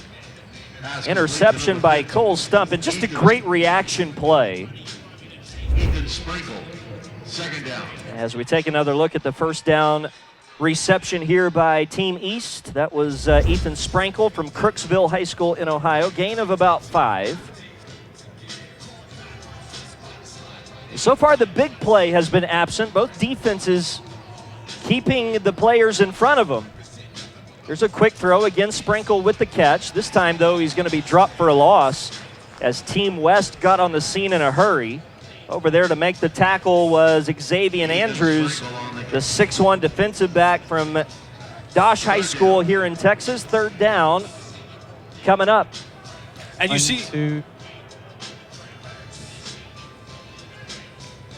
see how aggressive the DBs are playing for Team West right now. they don't want to give up the big play, but this is a good time where maybe you get a double move in or something where I'm able to use that aggressiveness against them and have a big play for us. But incomplete pass for Team East. And so now they'll be back out there to punt. And again, the only right thing to do now if I'm the punter for Team East is to punt the ball away from number 80, Marquise Tolfair. That third down pass intended for Isaiah Griffin. And the only thing we'll be able to do if Marcus Tolfree gets his hands on this football is shake our heads in disbelief.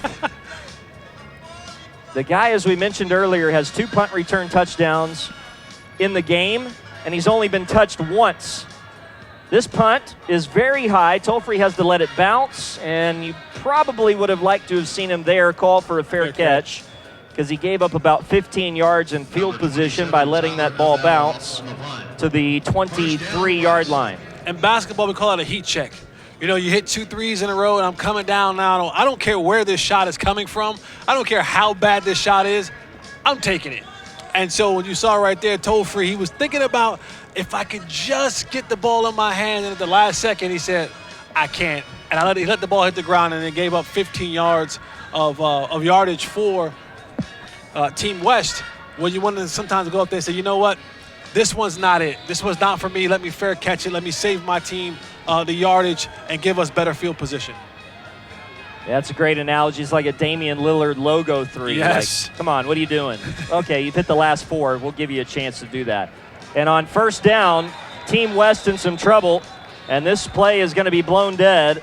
Caleb Kreider in as the quarterback, and he will be officially sacked back at the 16-yard line. So they're going to lose about 7 yards on that first down snap and be behind schedule here with under 5 minutes now remaining in this second quarter as we take another look. And a good job by Team East to get some penetration into the backfield.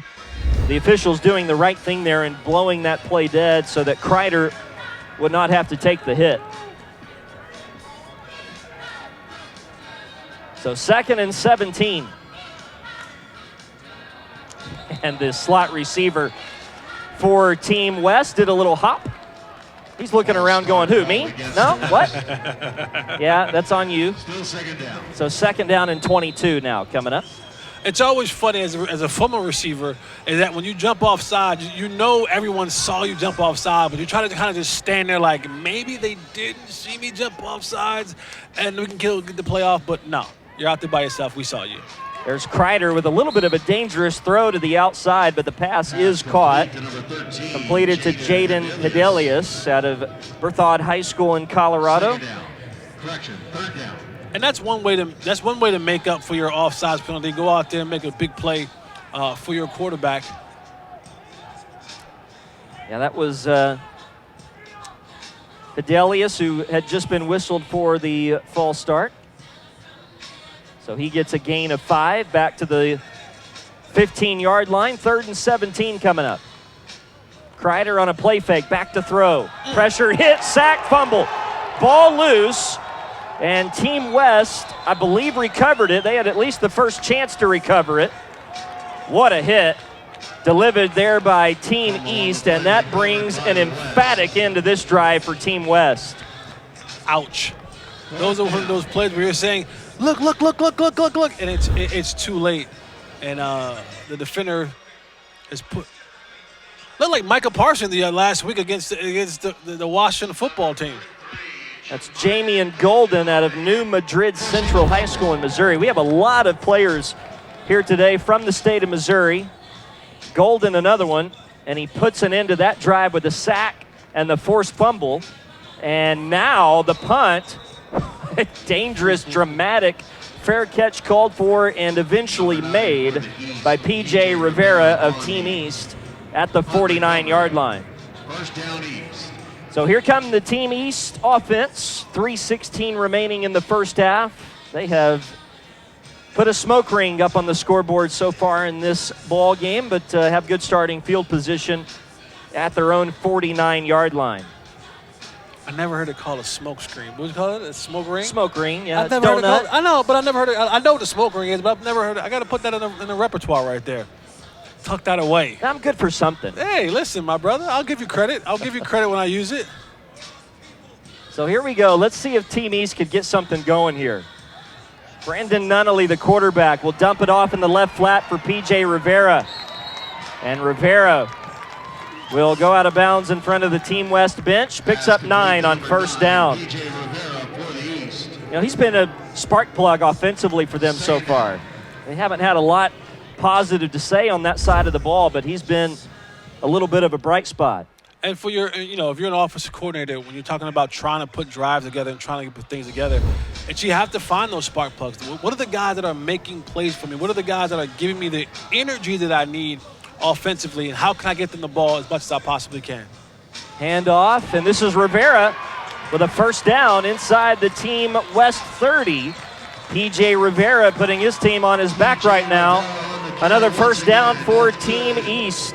Rivera out of Vela High School in Texas, and showing that he's a playmaker here on this drive. Well, that's a really good block there by his teammate as well. Ian Nelson, the other running back, got out and got the linebacker, took him out of the play. And Rivera with a first down to the 28-yard line. Team East with a first down again, the handoff to Rivera. This time he'll be brought down from behind. Nice tackle made out in space by Ben Armstrong. You know who should get the ball this play right here again as well? Give it right back to him. Take a wild guess. P.J. Rivera, like he should have an opportunity again to get the ball. He's gave you 3 really good plays back to back to back. And sometimes you got to just ride that thing all the way into the end zone. So I don't see why I wouldn't give him the ball right here again as well. This is a crucial time in this game right now. Nunnally will throw to the right side. That pass incomplete. Intended for Isaiah Griffin, so 2nd and 10 coming up. Actually, I beg your pardon, 3rd down. 3rd and 8 coming up now for Team East. And the reason it's important, Jesse, we've got 2:25 remaining in the opening half. Remember that Team East will get the ball to start the 3rd quarter. So there's a little bit of a chance here to double dip. If you're Team East and Coach Dick Bell, maybe get some points before halftime, get some more to start the second half, and you're right back in the football game. Timeout is called here by Team East. That's their second charge timeout of the half. And if you're Team West, you want to make sure that you end the half on a positive note. You've been kind of, dominating this game in all 3 phases today. You don't want to give up that momentum. You don't want to go into halftime and allowing Team East to say, okay, guys, we're right back in this thing. We got points on the board. We're going to get the ball out of the half, because if they score out of the half and they get points now and score out of half, we're talking about now a 7-point ball game. So you want to tell your defense, hey, let's buckle down. Let's defend every blade of grass. Let's be tough. And at worst, let's give up 3 and not 7 and give them any momentum going into the half. Big 3rd down here out of the timeout. 3rd and 8 for Team East. Rivera, the running back, to the left of Nunnally. He's going to throw. Swing pass out to the right for Rivera is caught. He's got a lot of work to do and is going to be tackled in the open field. Once again on that tackle was Ben Armstrong, the linebacker. Rivera gains nothing. In fact, maybe lost a yard as we take another look. That ball in the air a long time really gave Rivera not much of a chance to turn that into anything. The one thing my college coach used to tell me, right? I grew up in the era of Reggie Bush where everyone wants to cut back across the field. And he would always tell me, he said, hey, son, your weight starts with a 1 in front. Those guys that you're cutting back into, they start with 2s and 3s. You want to make sure that you stay in your weight class when you're trying to cut back across the field. And you saw for P.J. Garcia in that last play, stay in your weight class, son. Here's the field goal try by Team East. It is a 45-yarder, and it is up and good from Jace Gilbert out of Marlowe High School in Oklahoma, and he puts Team East on the board here with 1:28 remaining in the second quarter. It's now Team West 21 and Team East 3. We're back to Arlington. The 2022 Class Blue-Gray All-American Bowl will return in a moment.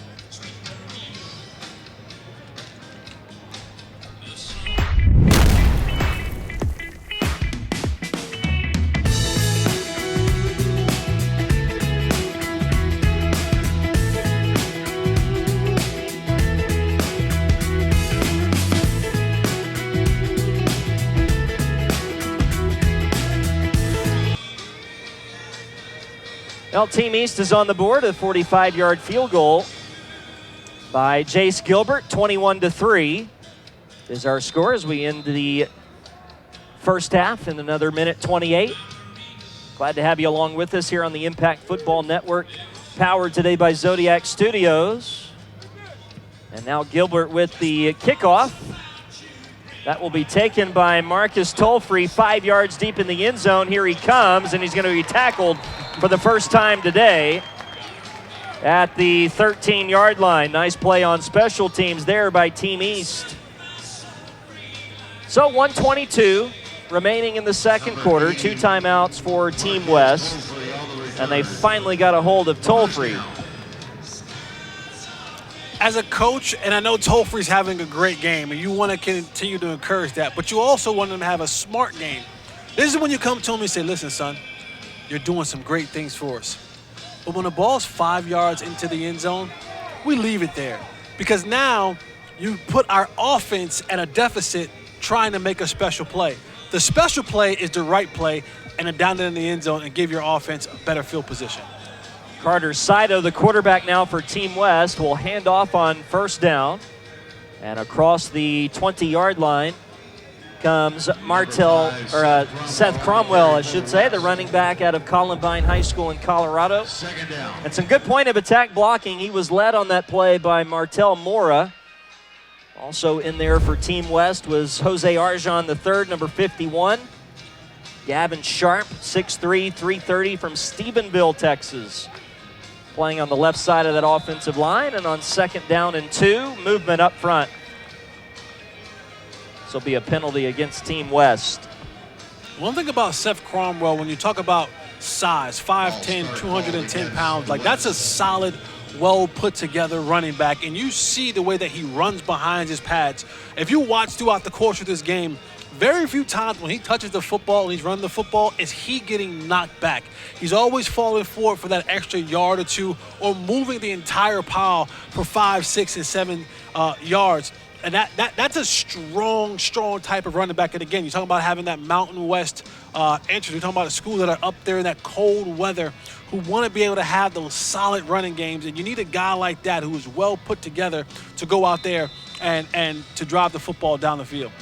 Cromwell is a multi-dimensional back. He can run it in between the tackles. We've also seen him be able to attack the edges. This time they'll try behind the right guard, and Cromwell will be stood up after not much of a gain. We've only got 24 seconds remaining in this second quarter, but a timeout is going to be called here by Team East. They're thirsty for the opportunity to try to get some more points before the half, finding themselves down 21-3. But it's been a good opening half of football. It's been the Marquise Tolfree Show. 2 punt returns, 4 touchdowns, one of 48 yards, the other of 86 yards. The other touchdown by Team West, scored by Seth Cromwell, a 10-yard touchdown run on the opening drive of the game. And for Team East, it's just really, as we've mentioned, Jesse, been a story of being unable to get into the rhythm of the football game. They've had a couple of nice plays by P.J. Rivera sort of sprinkled in the first half, but the consistency has not been there for Coach Dick Bell and Rodney Beasley and Team East. Yeah, it just hasn't been there all day long, and they'll continue to try to find. And again, we've been around long enough to know, man, is that you just keep trying in this game, and something will break for you, and that may be the thing that opens up your offense and gives you an opportunity to go out here and put more points on the board. But Team East just hasn't been able to find a rhythm in any phase of the game, so hopefully they'll be able to go into the locker room, regroup, refocus, do some halftime adjustments, and be able to come out here and put forth an effort that'll give them a chance to get back in this game by scoring some points. See how aggressive Team West wants to be here. This is 3rd and 5. Team East is out of timeouts. Play fake for Saito. He wants to throw, has a man open, and Martel Mora will make the catch. And he will have Number 6, Martel enough for a first down. So they're going to move the chains, 14 seconds. First down, West. As we take another look, Saito with a quick throw here. Nice play design. And Mora stepping out of bounds at about the 27, maybe the 28-yard line. So A fresh set of downs, 14 seconds. Team West still has 2 timeouts, but they're going to have to go a little further down the field if they want to get into real territory for perhaps putting some points on the board. Cromwell and Mora, the running backs. Saito will hand to Mora. And Mora patiently waits for the blocking to develop. Will cross the 25 and get to the 26. Some pushing after the play was over, but no whistles. And that's going to bring us to the end of the first half here in Arlington at AT&T Stadium. Here in the first of 3 class of 2022 Blue-Gray All-American Bowls. As the teams head off into the locker room, it's Team West 21 and Team East 3. We'll be back with a look at the first half here in Arlington when you return on the Impact Football Network, presented by ZodiacSports.net.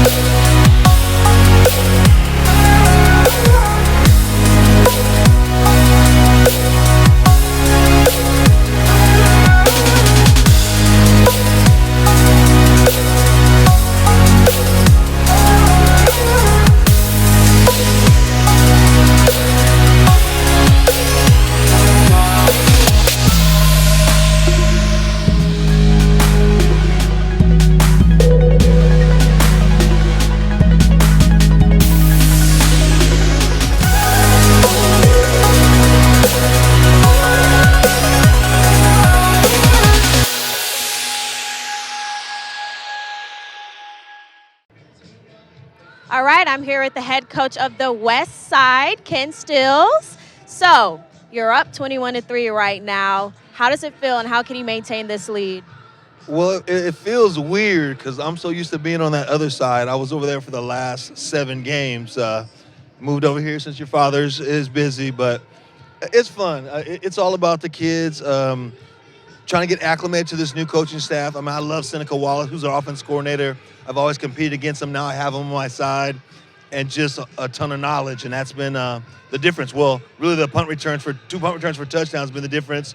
Defense playing great, and really it's about the kids, East, West, all that. It's about giving the kids a great opportunity here in Dallas Stadium and getting a chance to be coached by some good coaches. And how has it been preparing for the game leading up today? Cold, but great. I really have let the reins go. I love to coach, but I've let the defensive coordinator Victor Young kind of do his thing. I've let Seneca do his thing. I've let my special teams coach do his thing, and I'm learning over time now, going on 60, that I got to start delegating more and let my coaches take the responsibility. Wherever I can help out, I go and help out. So these guys are doing a great job. We were underdogs in this game, so it's pretty impressive. And you've coached with Blue-Gray a handful of times, and you're teaching these players a lot of things and giving them a lot of knowledge. What's something that you always take away with being here? That I'm always learning. That's one thing. I'm always learning, and sometimes you wonder when they're at high school what their coaches are teaching them, because I always tell the coaches the kids only know what we tell them. That's about all they know. And as professionals, we come out and we kind of talk Chinese. We start talking smash and combo and rattler, and the kids look and they say, yeah, but they really don't understand. So we've got to simplify things, use the KISS system, keep it simple, and just try to help these kids learn a little bit of something. If they can go away from here with a little nugget that they've learned something, then it's awesome. Thank you so much, Coach. Keep up the good work, and we'll take it back up to you guys. Appreciate it. Thank you.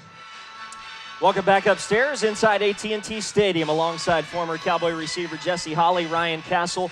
21-3, Team West with the lead at halftime, and really it was 2 big plays by Team West that is the big difference in the ballgame. Yeah, absolutely. You talk about 2 punt returns from Marquise Tolfree.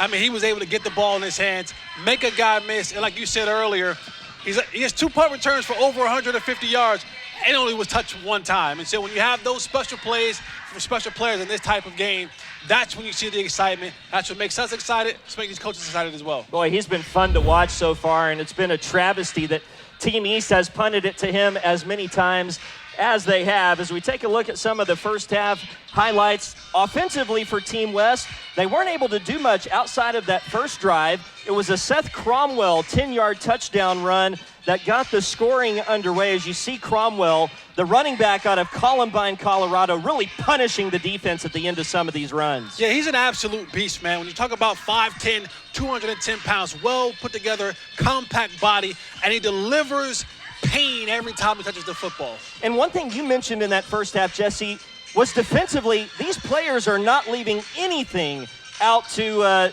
open to interpretation. They are coming in and delivering blows at the ends of these plays. Yeah, absolutely. We call it defending every blade of grass. And a lot of times when it comes to defensive backs, safeties, and cornerbacks, in the new age game, they don't want to tackle much. But in today's game, you see these guys coming up, laying the boom, causing fumbles, creating havoc, and really asserting themselves on the defensive end for Team West. That was the first of 2 turnovers by Team East in that first half. As you take a look at Marcus Tolfree, the aforementioned punt returner out of Wichita South High School in Kansas. That was the first of 2 punt returns for a touchdown. That one going for 48 yards, untouched the other way for Team West. And again, offensively for Team East, and give a lot of credit to the Team West defense. They were not able to get much going offensively.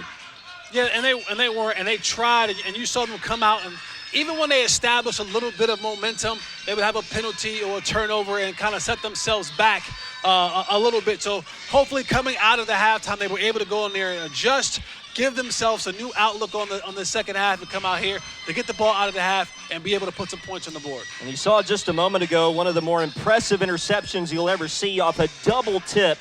Caden Donovan with the interception for Team West. Ashawn Harris got going a little bit there in that first half for Team East.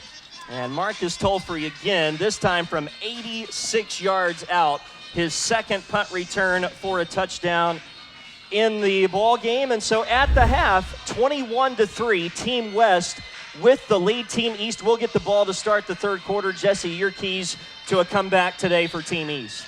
The biggest thing is, 1, don't turn the football over, and 2, try to establish some of your best players. We saw Rivera be able to come out and make some plays.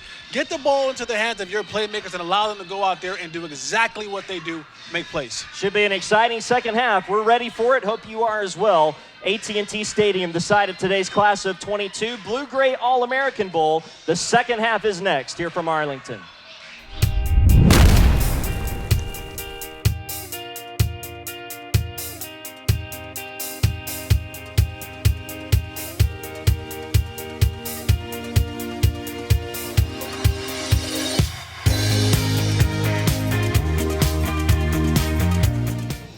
Third quarter here at AT&T Stadium, the class of 22 Blue-Gray All-American Bowl.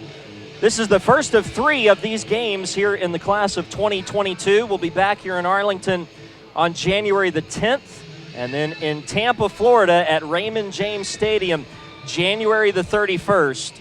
We hope you can join us for those broadcasts as well here on the Impact Football Network. That game in Tampa will be televised live on ESPN3. So check your local cable provider or streaming service for availability. And we get ready to start this third quarter. It'll be Team East to return. Back deep, Rick Coleman, the Harvey High School senior, who is headed to Cornell University, and kicking off for Team West will be Buzz Flabiano, 6'1", 170. The kicker from Plano East High School told me before the game that he had Baylor, TCU, and Arkansas all give him a call this week. So he's getting some interest from Power 5 schools as a kicker. And on the return, Rick Coleman gives his team a spark with a return across the 30. That's the best play on special teams. Returning kicks so far today for Team East, Rick Coleman up to the 31-yard line. And that's what you want for Team East. If you're going to get back in this football game, you're going to need every phase of the game to give you a little bit of help with cutting down some of the field. Good return right there on special teams, giving your team the ball on the plus side of the 30-yard line. And now you got to come out here and just complete some passes, get some rhythm, and allow yourself to matriculate down the field and hopefully put some points on the board. Noah Spencer will start as the quarterback for Team East, and his first pass is complete. For Dylan Stowers, the tight end out of Liberty Christian in Virginia. He is an Army commit, 6'4", 235, big-looking tight end. Going to be a good player. And that's a good throw. That's a throw that you want. Hey, I want to just come out of the half, get a completion, right? Now I start 2nd and 5, 2nd and 6, and we're moving in the right direction. You don't need penalties right here, but let's just keep putting these plays together and see if we can't get some sort of rhythm to start this second half.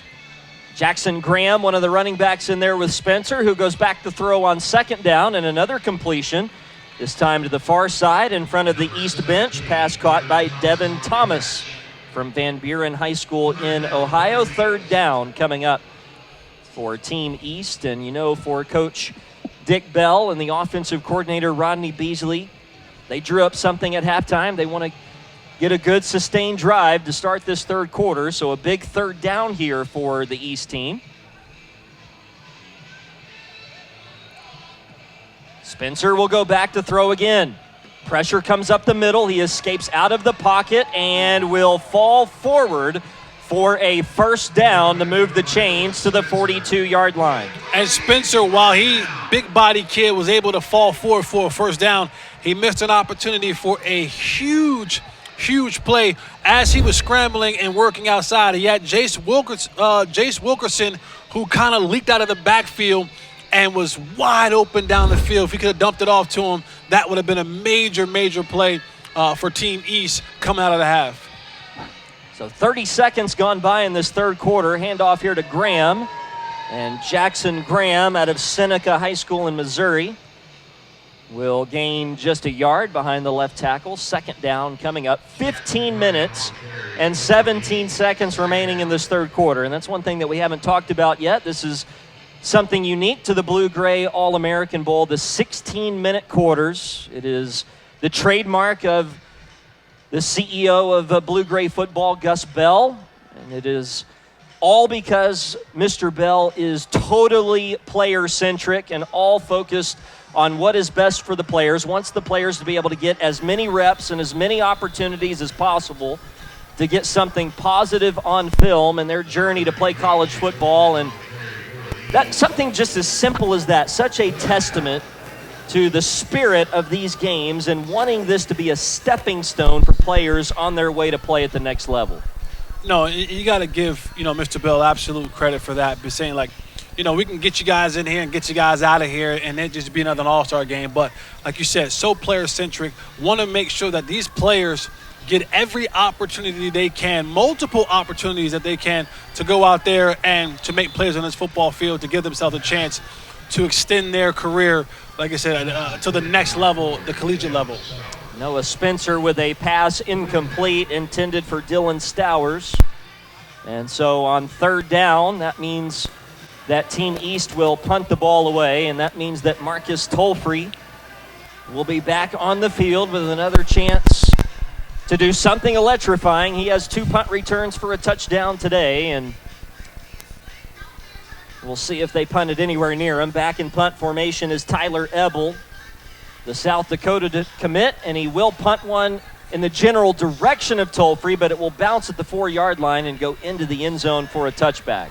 That's a good punt right there. I punted high, I punted away, and Tolfree doesn't get a chance to return the football. I always know when the ref waves his hand that this ball is dead, that I've done my job as a punter, because a guy takes 2 punts back on you for the day, you want to make sure through hell or high water he doesn't touch it again. Tyler Ebel, the punter that we just mentioned for Team East, 6'5", 220 pounds. He's out of DeForest High School in Wisconsin, is going to play for South Dakota next year, and I had a chance to watch him prior to the kickoff tonight. The South Dakota Jackrabbits? I do believe that might be South Dakota State. Okay, all right. Forgive me. I can't remember if I'm mixing those two up right now. We'll get our research department on it pronto. And research, that means me grabbing my phone, going exactly to Google. Right. That's our research department. A 1st down play for Team West is a handoff up to the 24-yard line. The Coyotes Yes, South that's Dakota correct. Coyotes. Same family. Now, South Dakota State would be the Jackrabbits. And Yes. they're a good program in the FCS. South Dakota's pretty good as well. There's a fake handoff by Saito, who's going to pitch it to the right side. Coming behind the right guard is Martel Mora. But a good play defensively made by the East to stop Mora in his tracks. Going to lose yardage on this play. And it's going to be 3rd down and long coming up for Team West. And that's smart play. That's smart football by Mora, just saying, "Hey, I have quarterback, so I'm going to do my responsibility and stop at the quarterback." He pitches the ball, and then you have other guys rallying to the football, and he chases down from behind. So he does his responsibility, and then puts in the extra effort, and showing his motor to go to then run the football carrier down for a tackle for loss. Keen Linson and Andon Carpenter, the two guys there for Team East to make the tackle. 3rd down and 11. Saito will roll to his left, pumps, still rolling, now just tosses it ahead, and a completed pass for Savion Yokley, who makes his 3rd reception of the game. Going to be short of a 1st down, though, and so that means Team West will punt. And so far, Jesse, in this 3rd quarter, it's been the defenses sort of flexing their muscles. Yeah, absolutely. And again, for Team West, you know, you have the lead, you want to sustain the lead, but you want to make sure that you just don't get mundane and just kind of let these things kind of go about the wayside, because guys are out here trying to make plays and will make plays. But it's been a defensive effort so far in the second half. That was Dantes Howard who made that tackle on 3rd down, and now here's the return for Team East. Starting left is Rivera.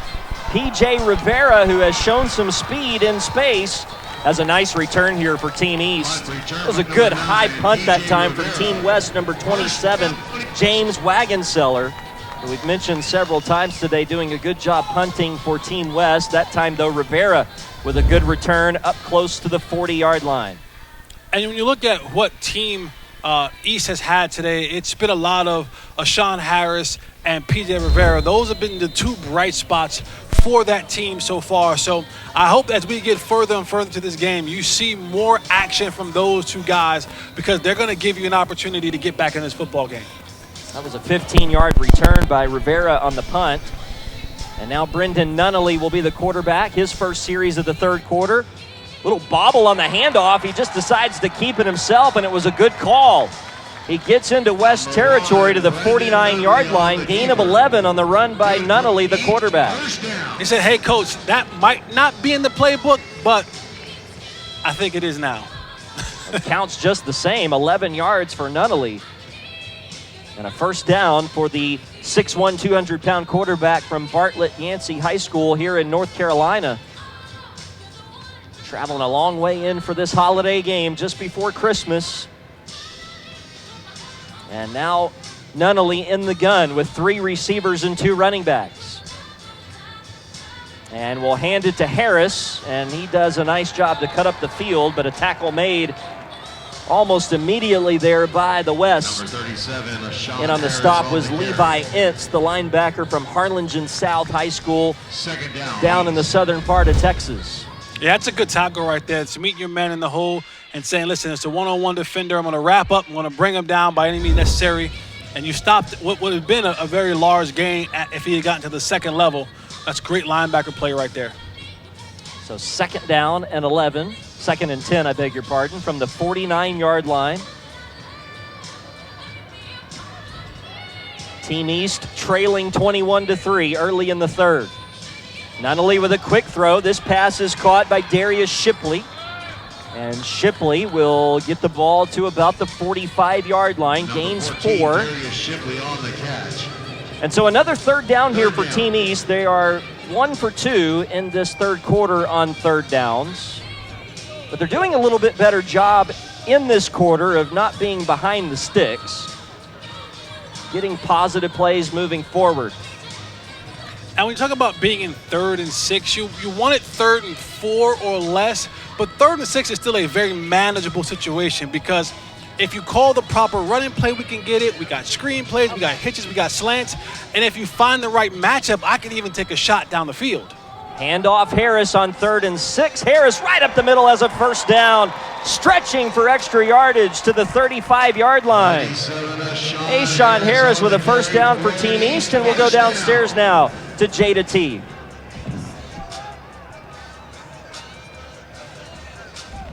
All right, we're back here with Will Saxton from the East Side.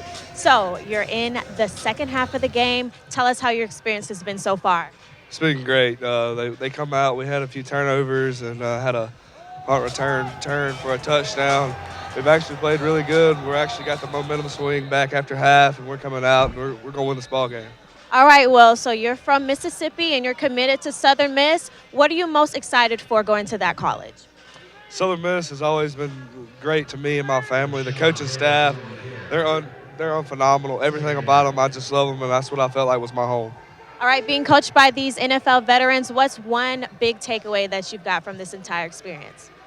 The different type of coaching, from high school coaching to up-tempo coaching, and it's been great. I enjoyed it, and look forward to doing it again hopefully one day. All right, thank you, Will, for coming back to speak with us, and we'll take it back up to you guys. All right, Jada, thanks very much. Will Saxton going to stay home, just about 25 minutes away from Benson, Mississippi, his hometown. He'll play college football in Hattiesburg at Southern Miss.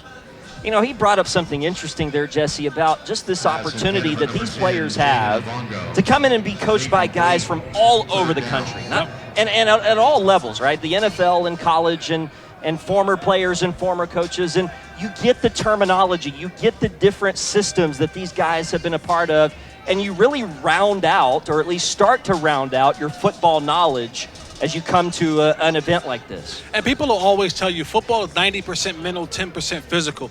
And once you get a chance to understand the nuances of the game and how the game is to be played and how things work, X's and O's wise, now you have a better understanding and you can go be a better player.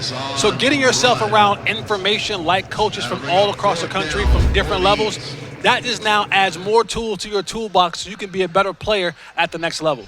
Jamari Harris with that little pitch coming from Brendan Nunnally, and it will set up fourth down for Team East. They are in 4-down territory. They've got the ball at the West 31-yard line. 15 on the play clock. They're not in any sort of hurry to get to the line of scrimmage here. And now 10 on the play clock. They're not any closer to snapping it than they were 7 seconds ago. They might have to call for timeout here. Yeah. 1 on the play clock. There it is. Timeout called by the East. That's their first charge timeout of the half with 9:25 remaining here in the third quarter at AT&T Stadium. 21-3, Team West out in front.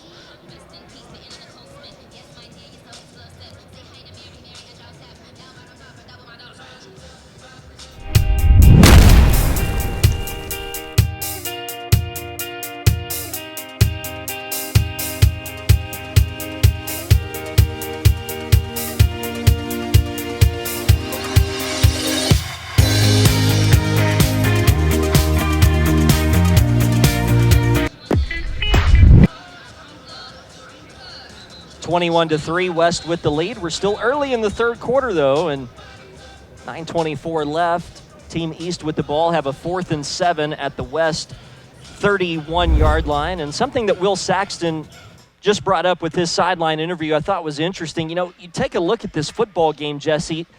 Without the 2 plays that Marcus Tolfrey made in that first half, the 2 punt returns for touchdowns, we're looking at a 7-3 ball game. It's really been pretty tightly contested outside of those 2 big plays. Well, yes and no. And I say yes and no because those 2 plays are so splash plays. And so what happens is you take away, when you have a punt return, you take away possessions from the offense. So it's not saying that the offense couldn't go down and score, but they didn't have to go out and score because of those 2 punt returns. Yeah, that's a good point. And just to add to that, Team East has really just not been able to do much offensively. This is really the closest they have been outside of the drive where they got the 45-yard field goal. They have not been in the red zone yet. And that false start penalty is going to force them to try instead they're going to have to punt the football. They're not close enough to try a field goal, so they're punting here on 4th and 12 from the West 36-yard line. Yeah, those pre-snap penalties, man, they're drive killers. And that one's out of a timeout. That's really tough. Yeah, you got to just be able to go out there, man, and execute. Like that is like, knowing the snap count has nothing to do with athleticism, has nothing to do with anything but just remembering the snap count and saying, hey, we're going on 2, we're going on 3. Try to get them to jump off sides. You can't be the one to jump off sides when you just came out of the huddle talking about it. So a chance now for Team East to try and pin the West deep. That ball will bounce at the 10, inside the 5, and will be down right around the 5-yard line. That's really well done right there by Tyler Ebel, the punter for the East. Able to kill that ball inside the 5-yard line. So a 31-yard punt. But Team West is backed up to start their next possession with 9:15 remaining here in this third quarter, 21-3. Team West out in front. Now if you're Team East, a chance defensively here, Jesse, to maybe pin your ears back a little bit, try to create something, see if you can get some pressure on the quarterback. Obviously, they're only going to bring 4 on that pressure, but if those guys can beat the offensive line off the ball, chance here for the East to do something defensively. And right now for the West, I just want to get the ball out of the shadows of my end zone, right? So a good positive run forward or maybe a quick throw so I can give myself a little bit of cushion to call a better play. And they will call a handoff on first down. No gain, though. Back to about the 5-yard line. Number 8, And that was Devon Sparks out of Mountain Point High School in Arizona. He's at 5'10", 180 pounds. And that's a good job there by the Team East defensive front to get in and make the tackle. Tyree Sims and Tayleon Waterhouse made the tackle for the blue-shirted East team. 2nd and about 9. And Schrotenboer, the quarterback, with a completed pass over here on the near side. Pass caught up across the 10 at about the 12 as that catch was made by Mac Marsoni. Third down coming up for Team West. And those are the 2 plays that you kind of want to give yourself a little bit of cushion. So now on this 3rd down and 2, 3-ish, you're now able to say, okay, even if I have to drop back and pass and if there's a penalty, I'm not standing in the end zone that'll result in a safety. Or even if I get sacked, I'm not getting sacked in the end zone. And if I have to punt, I give myself a little bit more room towards the back of the end zone where I can stand in the middle and not have my heels on the back of the end zone. Team West would like to pick up the 3rd down. Schrotenberg does a 360 pirouette to give it to Cromwell, who has a first down across the 20. How about Schrotenberg turning that into something after he initially turned the wrong direction, just kept going. He's saying, hey, I can play football and I can be on Dancing with the Stars. You see my pirouette. You see me out there spinning and twirling. I got good footwork. I got good hips.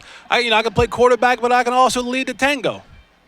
And how about Cromwell just keeping his concentration about him after what was certainly a disconcerting handoff, to say the least, just to continue moving forward and pick up a big first down conversion. To the 22-yard line, Team West on the move. Will Schrotenboer, the quarterback, nearly fell over himself to get that ball to the running back. That's again Devon Sparks. And so some drama in the backfield right now for Team West to get the ball from the quarterback to the running back. What's a little all-star game if you didn't have any drama? You got a pirouette, you got to almost fall over a fumble, trying to hand it off to the running back. This is all seasoning, right? This is seasoning to the gumbo spice of what an all-star, the blue-gray all-star game is. It really is quite amazing that we don't have more, just oddities and plays that are negative in a game such as this. We remember that these players had 6 hours of practice. Play fake, Schrotenboer will throw across the middle, and that pass dropped in and out of the hands of Matthew Davis, and Davis perhaps fortunate that he didn't get lit up there. The 6', 180-pound receiver out of Industrial High School in Texas. It's going to be 3rd down and 8. When you watch this play, this is a perfectly thrown ball. In between 2 defenders, I catch that, I get a first down, I give my team some more momentum, I give my team a chance to extend this drive. Maybe, just maybe, he heard some footsteps. I don't know, but when you're in a situation like this, you got to make the play. So another third down opportunity here for Schrotenboer in this Team West offense. And they're going to run option to the right. Cromwell. Well, now Schrotenboer will go back to throw deep down the right side, incomplete. He was looking for Matthew Davis again, but that one was over everybody's head and incomplete. And there is a penalty flag down right around the pocket. It's against Team West. As we take another look, they set up the option, and then Schrotenboer just went back to throw, trying to find Davis in double coverage, but the throw just outpaced everybody. That penalty was declined, by the way, by Team East, and so that means Team West will be punting here with 7:30 to play in the third quarter. Yeah, an eligible man downfield. Lineman, I guess he thought it was an option. I'm going to block somebody downfield and forgot that it was a pass, and he was 14, 15 yards past the line of scrimmage. Yeah, that's not allowed. No. You're not allowed to do that. No. So here's the punt. It's a good one. It's a very good one. P.J. Rivera back to return and calls for a fair catch. Fair catch at made the by PJ 37-yard line. Down East. 39-yard punt, no return. Team East ball down 21-3 with 7:22 remaining here in this third quarter. Both offenses have sort of gotten off to a slow start in this third quarter. And the big play has been absent from this game, and give a lot of credit to the defenses for that. They're keeping everybody in front of them and not allowing any big plays to this point. The only big plays that we've seen in the game have been on special teams. I feel like you just jinxed the defenses right there. I think a big play is coming up like in the next 2 or 3 plays, just because you said that. Do I? See? Told you. Here's a deep play, and it's a pass caught. I told you. It didn't take 2 or 3 plays. It was the very next play. I just felt like that was one of those broadcaster jinx where it's like, oh, he had missed a field goal in 13 tries, or he's 95% field goal, and all of a sudden he misses one. Well, Caden Hampson with the catch on the long throw there from Noah Spencer got behind the defense, and Hampson, the receiver from the state of Missouri, gives Team East a first down at the West 32. Spencer again back to throw. Pressure comes, pocket collapses, he throws it out of there. Incomplete. It went past the line of scrimmage. He might have been out of the pocket too. And so no grounding penalty. It'll be 2nd and 10. Let's see if you got another prediction in you. What's going to happen next? Well, listen, if it takes a jinx. What hasn't happened that you feel like? If it takes a jinx to get some offense, I'm all about it. You know, we haven't seen the ball hit the goalpost today, so what? Let me throw that in there, see if we can get that going. 2nd and 10. Handoff Rivera. He's loose in space. Rivera will get outside the numbers and be tackled pretty well out there in open space by Xavier Andrews, the defensive back. But Rivera with a gain of 4 there. 2nd down coming up, and Rivera again, that spark plug. Not a big guy, but you can see he runs well out in space. Absolutely. And you know, you talked about the big play. They hit the big play down the field, and here they are facing 3rd and 6. And so you want to say, hey, we got to be able to take those big plays and capitalize on them and not just waste them because we get down here and we can't convert. Again, the handoff to Rivera, trying behind left guard. He will get inside the 25 to the 24, and going to be 4th and 3. I think this is a for sure go for it here. There's no question. Down 21-3. I just give it to Rivera again. That's good blocking right there at the point of attack. Leading the way for Team East with Jordan Lennon, running back from York High School in Virginia. Big play here, 4th and 3. Spencer turns, play fake, wants to throw, man all alone, caught. Very close to a first down. What a tackle out in open space made there by Brennan Mannix. But it is good enough for a first down, not by much, but Dylan Stowers with enough to move the chains for Team East. And that's a great call by Coach. You got the momentum. Everyone's looking and they said, we said, hey, ball's going to P.J. Rivera. Ball's going to P.J. Rivera. And you fake handoff to him and you lose your play action and come out of there. And your tight end's right there for you for a big play. And again, to keep that drive alive, right? Keep that drive alive. Use that big play momentum to keep this drive alive. Handoff, Rivera right up the middle into the 2nd level. And we'll get close to the 10-yard line. That's a gain of 9.5 for P.J. Rivera. Team East is starting to put the puzzle pieces together offensively. It'll be second down and short here. Noah Spencer trying to lead his team into the end zone for the first time today. As we take another look, Rivera with a seam right up the middle. Good blocking up front. Cameron Wright, one of the offensive linemen from Granville High School in Ohio, leading the way there. Pass across the middle, broken up right around the goal line. That was intended for Caden Hampson, who made the big catch earlier on this drive. This time it's broken up, and it's going to be third down and short. Sprintler trying to fire one in there. I have this thing when I watch football now. I call them arrogant throws, and I love a good arrogant throw. That's an arrogant throw. That's a throw that's saying it's two defenders right there, but I have enough arm power and enough arm strength when I'm going to squeeze one in there. Rivera with a first down and more. He gets into the end zone for the touchdown. P.J. Rivera puts Team East into the end zone for the first time today, and they are now back to within 12 with the extra point still to come. P.J. Rivera with several nice runs on that drive. The running back out of Vela High School in Texas, and he made it look easy on that run. You jinxed it and called it at the same time earlier about there hasn't been any big plays, and finally Team East came out, got a big play, got into the plus territory, and then was able to methodically move the ball down the field, converted a couple of third downs, had some great calls, and now look at, we're back in this thing, man. 21-10, 5 minutes to go in the third quarter. This is still anyone's ball game, and this is why you have to play every single down, and when you have the opportunity to put points on the board, do so, because in these all-star games, points can come in bunches. Well, you called it earlier. No lead is safe in a game like this, and here comes Team East back to within 11.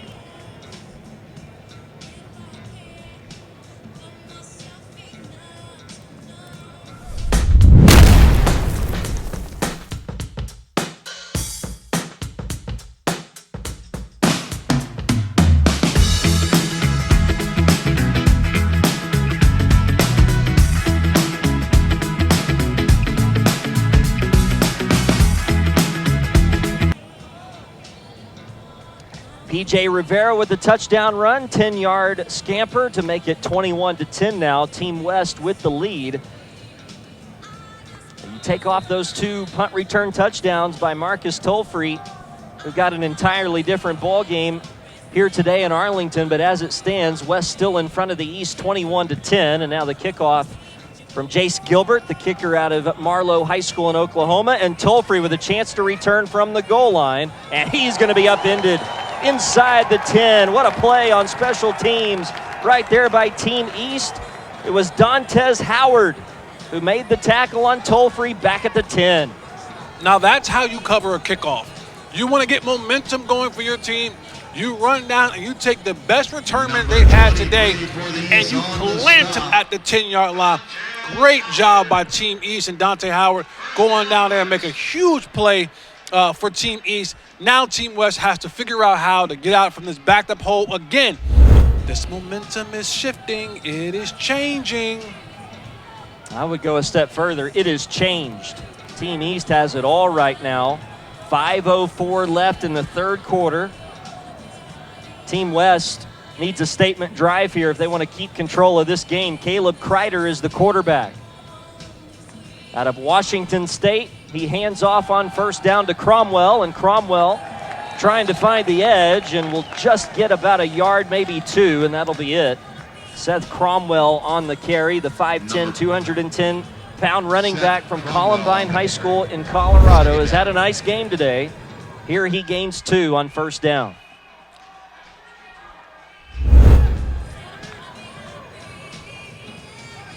So second down and 8, and you know this Team East defense is hungry to get off the field and force a 3 and out. Kreider with a snap, again, handoff. Cromwell, and is going to be stood up at about the 15-yard line, still sort of just inching that pile ahead. Finally, the whistle will blow to the 16-yard line, and that's it. So here comes third down and 4 for Team West. Coach Stills and Coach Wallace they're putting themselves in a very tough position. You look at it now, and it's 3rd and 4. You don't convert right here, you're going to have to punt this football. And what have you done? Momentum would have fully swung now back to Team East, and they'll have a shorter field. So this is a critical 3rd down and one that can really be the outcome of this football game. Kreider will, that's actually Schrotenberg who will throw. He will go down the right side, incomplete, a lot of contact, no flags. So incomplete. Cameron Bibby, the intended receiver, and it'll be 4th and 4, and it looks like Team West will punt the football away. And I know it sounds crazy, but this is the right call because it's man-to-man. I got it outside. What I would want Bibby to do as someone who's a former wide receiver, don't put your hand up, son. Run through the football. Put your head down, dig a couple more steps, look up, find the football, and run through it. You're not running your fastest when you have your hand up in the air. Right call, good throw. I would love to see Bibby just run through the football and make a catch. And now P.J. Rivera with the return from the 35. Starts left, 45 midfield. P.J. Rivera into West territory, saying I can return some punts too. Team East with all the momentum, and right now let's go downstairs. Jada Teague is standing by with Dylan Stowers. It's from the east side. So we know that you're committed to Army, and one of your coaches, Rodney Beasley and Gus Bell, are both Army veterans. How does it feel to be under these guys and having this experience? I mean, it's great. We got to talk about like what we're going to be going through, what I'm going to experience, what to expect when I get there. They're just great mentors to have right now. And traveling here to Dallas, what has been one of your key takeaways at being at the Blue-Gray game? I mean, just making a bunch of friends here. I mean, we're all friends over there on the east side. And just being around them, being in each other's room at like 11:30, it was all just a great time. All right, and we're in the 3rd quarter. It's 21-10 right now. What do you guys need to do to get some more points on the board? We just got to be disciplined on special teams. I mean, they have two touchdowns on kick return and a punt return. So it's basically what we're just trying to limit. All right, good luck to you guys, and we'll take it back up to you. All right, Jada, thanks very much. Dylan Stowers headed to Army to play next year, and as you heard, Gus Bell, Rodney Beasley, both veterans getting a chance to mentor and give some of their wisdom off to him this week. Big thanks to Gus and to Rodney for their service to our country. And meanwhile, down on the field, Team East continuing their trek back into this football game, a 1st down inside the 20-yard line for Team West. Jackson Graham with a couple of nice carries on this drive, the running back out of Seneca High School in Missouri. And football is a momentum game. And when you start having momentum rule your way, you'll see guys on the other team, heads hanging low, pointing at each other, trying to figure things out. You got to just keep the tide going in your favor. And right now, East has all the momentum, and they're driving this ball in for a potential another score. Number 4, Jackson Graham. Jackson Graham with another carry there. Lots of fighting for a yard, maybe 2. Ian Nelson in there as a running back as well for Team East. Has had a couple of nice carries on this drive. So Team East continuing to keep it on the ground. We're under 3 to play here in this 3rd quarter, 21-10. Team West with the lead, but Team East scored a touchdown on their last drive, looking to get another one on this possession. Brendan Nunnally, the quarterback from Bartlett Yancey High School in North Carolina. Hands to Jackson Graham. Started left, tried to turn back to his right, and is going to gain a yard and maybe 2 to the 16-yard line. Here comes 3rd down. We've seen a lot more running in this particular all-star game with these 2 particular teams than we have in years past. Normally, we see a good percentage of running, but we would see a much more kind of air-it-out situation. So that's the thing about these games, man. You just kind of never know how things are going to work for you in that favor. But being able to have playmakers on your team like a P.J. Rivera who can catch the ball out of the backfield and run the ball in between the tackles definitely helps you in situations like this. Look at this. Rivera's in there on 3rd down, and it will be a fake handoff. Nunnally will keep it himself. That was a read play, and Nunnally kept it. That turned into the wrong decision pretty quickly as he's tackled in the backfield for a loss. And that was was just about getting ready to ask you, Jesse, if that might be 4-down territory, but I think on the loss there, you have to kick the field goal. Yeah, if you would have gained, 4, 5, 6 yards, then you look up and say, you know what, let's go for it. But at this point in time in the game, if you have a field goal kicker that can get you some points on the board, I know we're all into the analytics now, but 3 points is 3 points, and now it gives you another opportunity to find yourself better situated in this football game. And Jace Gilbert will make it a one-possession game with the field goal up and good. 55 seconds remaining here in the third quarter, and the Team East now is back to within 8. It's Team West 21, Team East 13. Back to AT&T Stadium in Arlington in a moment.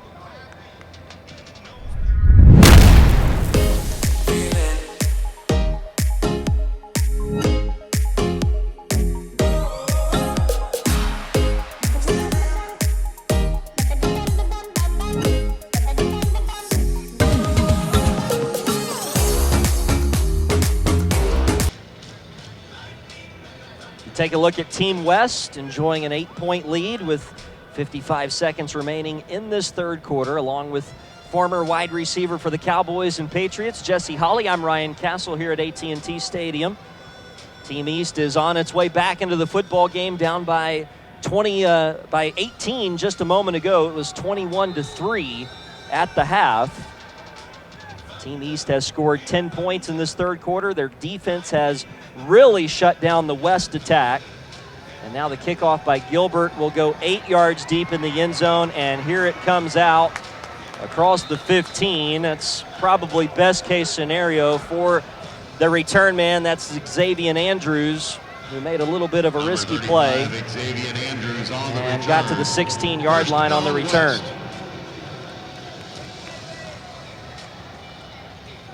So Team West back to work offensively. It's been a rough go of it over the last couple of drives. And Caleb Kreider, it looks like number 1 from Washington State, will be the quarterback for the gray shirts. And for Team West, you don't press. Don't come out here trying to have the home run play. If it's there, you take it. But don't press and don't get tight. Right, play the game that you've been playing all game long. It's been working for you. It's been working well for you. And just get back to doing things simple. I think right along those lines, Jesse, they called the right play. Quick little pass out to the left for Colton Bass. And Bass will keep things simple and gain 4.5, maybe 5 to bring up second down and medium. And you heard Coach Steele talk about that with Jade at halftime. He said, when we just got back to kind of doing things, we call it the KISS method, right? Keep it simple, stupid. And I'm not calling kids stupid, but it's just saying that you don't have to complicate a lot of these things. Keep it very simple. Work the plays that have been working for you and try to give yourself an opportunity to run some of this clock out while also being able to put some points on the board. Long throw from the opposite hash by Kreider, and he completes it for a first down up just shy of the 30-yard line, as that pass was caught by Mac Marconi from Rocky Mountain High School in Colorado, and this is a good throw from Caleb Kreider. Yeah, for a kid who's slender in size, that showed you this arm talent to be able to throw from the high school hash mark on one side to the outside the numbers on the other side on a rope. That shows you right there the arm talent that he has, and even though he's a slender build, the arm power is still there. You talk about arrogant throws. I thought that was one right there, maybe. Across the field and a chance, if a defensive back sees it, to maybe step in front. But Kreider trusted the arm strength and got it over there. He's going to go on a play fake here. Just decides to eject out of the pocket quickly and will gain a couple of yards across the 30, and that's it. Number 1, Caleb Kreider 20 seconds remaining in the third quarter, so that might be it here in the third as we take another look at Kreider. And one thing about Kreider, if you're going to run the football outside of the pocket, understand that there's coaches always used to say, it's not the guy that you do see, it's the guy that you don't see. And he's carrying that football loose, and he's one-handing it, and he's kind of giving it like the little AI whoop-de-whoop kind of thing when he's running the football. This is football. This isn't basketball. So you got to make sure you protect that football at all costs. Well, that is the end of the third quarter here from Arlington inside AT&T Stadium. The West holding on to an 8-point lead as we go to the fourth. Back for that fourth quarter right after this.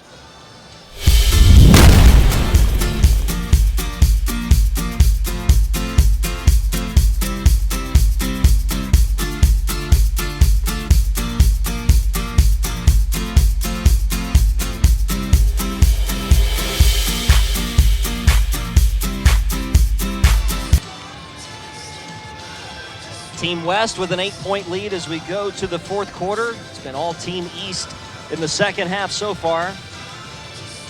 But as we go to the fourth, it will be Team West football. They've got a 2nd down and 8 from their own 31-yard line. And give a lot of credit to the Team East defense today, Jesse. We haven't given them a ton of props, but they've only given up 7 points to this point. Those 7 points came on the opening drive for Team West way back in the beginning of the football game, and since then it's been shutdown city. Yeah, absolutely. And again, we talked about the momentum swing and shutdown city and really getting after the quarterback and really getting after it on defensive end. But what they're doing offensively is they're having long, sustaining drives. What does that do for your defense? It allows them to get rest, allows them to get a little bit more, Gatorade, so that when they come back out on the field, that they're able to give you the best that they possibly can. Now here's a trick play by Team West, and it turns into a fumble. And here's the return by Team East. It's a touchdown. Wow. Oh, that bit him. Recovered and returned by Dantes Howard. A touchdown for Team East. It's a disaster for the West. And Dantes Howard right there to capitalize and returns it 20 yards for the touchdown. We saw the same thing happen earlier. First guy in, wrap up. Second guy come in, strip the football. And you saw it. This is worked on stuff right here. This isn't just by happenstance. First guy comes in, wraps him up. Second guy, first guy wrapped him up and stripped out at the same time. That's a great play right there. A 29-yard recovery and a return by Howard, the defensive back out of St. Edward High School in Ohio. And just like that, the first play of the fourth quarter, the East here has an opportunity to tie the game if they want to try to go for 2. I love football. I love the momentum swings of football. I love everything about football because just when you think the game is over, when it's out of reach, if there's still time on the clock, man, there's still opportunity to go out there and make plays. And you just saw it right there. East have been trailing all game long, got 3 on the board, got the ball back out at halftime, and now look at them. They're getting ready to go for a 2-point a 2-point try that will essentially put them either tied up or within 2 points of a ball game that they had been out of all game long. Well, this is going to really hurt. They just had a pre-snap penalty that moves them back to the 7-yard line. And timeout is going to be called by Team West. They want to talk things over before this 2-point conversion try that would tie the ball game. 21-3 was the halftime lead. As we take another look at this trick play, Caleb Crowder did a pretty good job of blocking there, but finally able to get off the block was Jacob Manuel, the defensive lineman out of Excel High School in Alabama. He was the one that forced the fumble. And 29 yards later, Dantes Howard with the touchdown for Team East. And now that penalty is going to force the hand of Team East to try a PAT instead. So they're going to go for 1. It's a 25-yard extra point after the penalty. And Jace Gilbert puts it up and in. And so instead of Team East having a chance to tie it on a 2-point conversion, they'll settle for being back to within 1, just underway in the fourth quarter. And it is as close as it can get here in Arlington. The West 21, the East 20. Back to AT&T Stadium in a moment.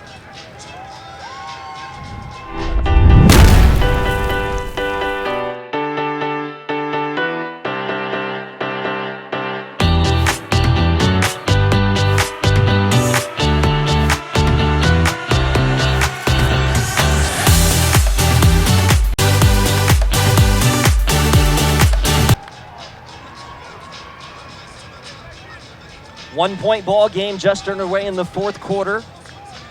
A fumble recovery and a touchdown scored by Dantes Howard of Team East has Coach Dick Bell's team back to within 1 as we play with 15:46 remaining in this fourth quarter. And Jace Gilbert getting ready to send one deep for Team East. Marquez Tolfree, Xavion Andrews back deep to return, and this one will bounce off of the crossbar into the uprights.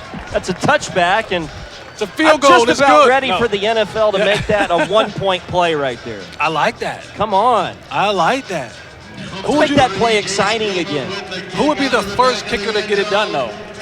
Oh, I feel like there'd be plenty. Really? Be at least a couple. I was thinking Justin Tucker.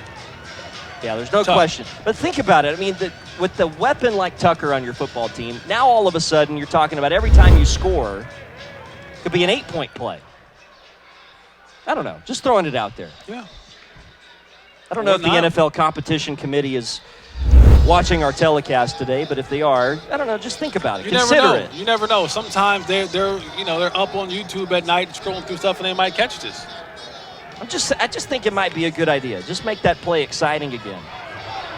Speaking of exciting, here's a nice run after what should have been a loss on the play. Martel Mora, Cromwell. All right, it's been a little hard to differentiate those two today, but that was Cromwell, number 5, who turned what should have been a loss of 3 on that play into a gain of 6.5 or 7. And that's what he's been doing all day long, right? Hard, tough runs, gritty runs. When there's nothing there, he's gaining 2. When there's something there, he's gaining 13. And he's been consistent all day long. When you give him the football, he's going to run behind his pads and he's going to lean forward and give you positive yardage. That's what people call taking chicken feathers and turning it into chicken soup.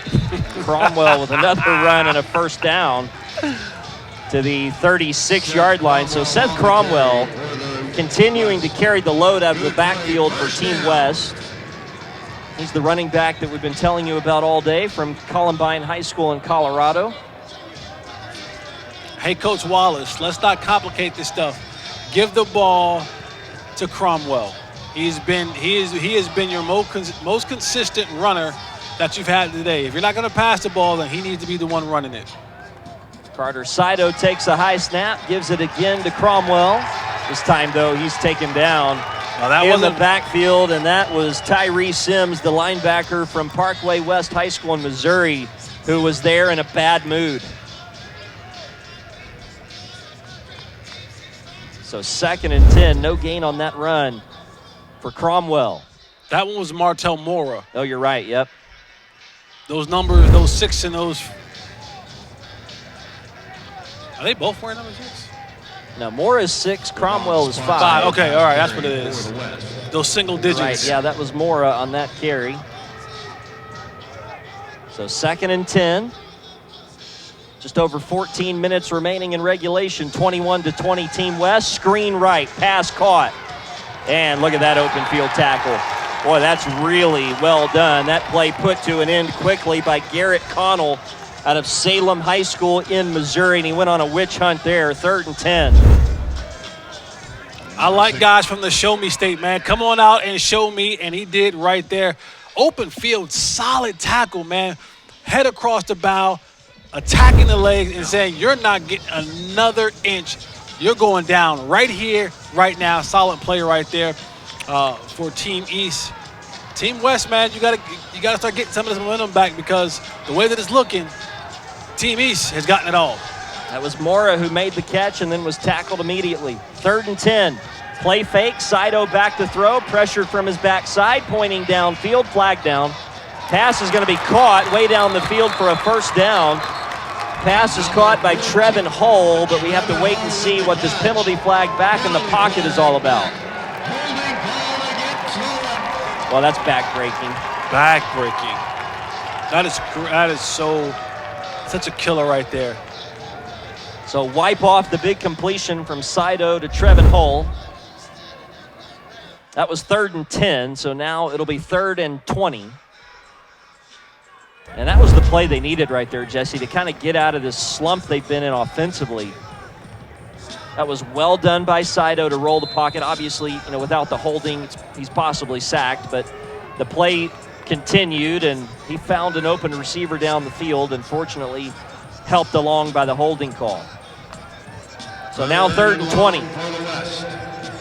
If you're Team East, you've got to get off the field here. Back to throw Sido, standing around all day across the middle, and he threw it behind the intended receiver. Intended for number 15, Bo Jolly. Bo Jolly from Cristobal High School here in Texas, 6 foot, 175 pounds. And that frame was unfindable by Carter Sido there. 4th and 20 and time to punt. Yeah, he was throwing to a receiver was at instead of where he was going. He had some open field in front of him. We could have put the ball on him, but he didn't. And so now ball's going back to Team East. And Rivera's back there. And we've seen what he's able to do with the ball in his hands, and he might have an opportunity to do something else right here. He's going to call for a fair catch and make a very dramatic catch over his shoulder. Wagenseller's done an excellent job punching today for Team West. And so here we go, Team East football. Still plenty of time left in this fourth quarter, 13:34 remaining. And a 21-20 West lead. And you know, Jesse, you and I have been together for a couple of years now doing these blue-gray All-American Bowls. It seems like just about every time we're here in Arlington, it's a close football game. It does. It absolutely does. I mean, I can't remember the last one where I was like, yeah, you know, fourth quarter, it's not really exciting, game's out of reach. That just hasn't happened. These are close, competitive, fiery matchups that both teams want to desperately win. And that's what you want, man. You want to be able to come into these games and actually compete. You don't want it to be lopsided. You don't want guys to be like, oh, well, we're down 15, 20, 25 points. I'm not really trying to play anymore. You want this thing to be closely contested. You want it to be a little bit chippy, a little bit fiery. You want coaches competing. I want players competing. I want everyone at the top of their game. And we've been fortunate and blessed to be able to see a lot of these games, and a lot of them, if not all of them, have been extremely competitive. A penalty here against Team East is going to move them a little further back. So they're going to be starting at the 16-yard line. Noah Spencer in as the quarterback. Straight back here on first down, and that pass intercepted. Intercepted, and here comes the return down the right sideline to the 15.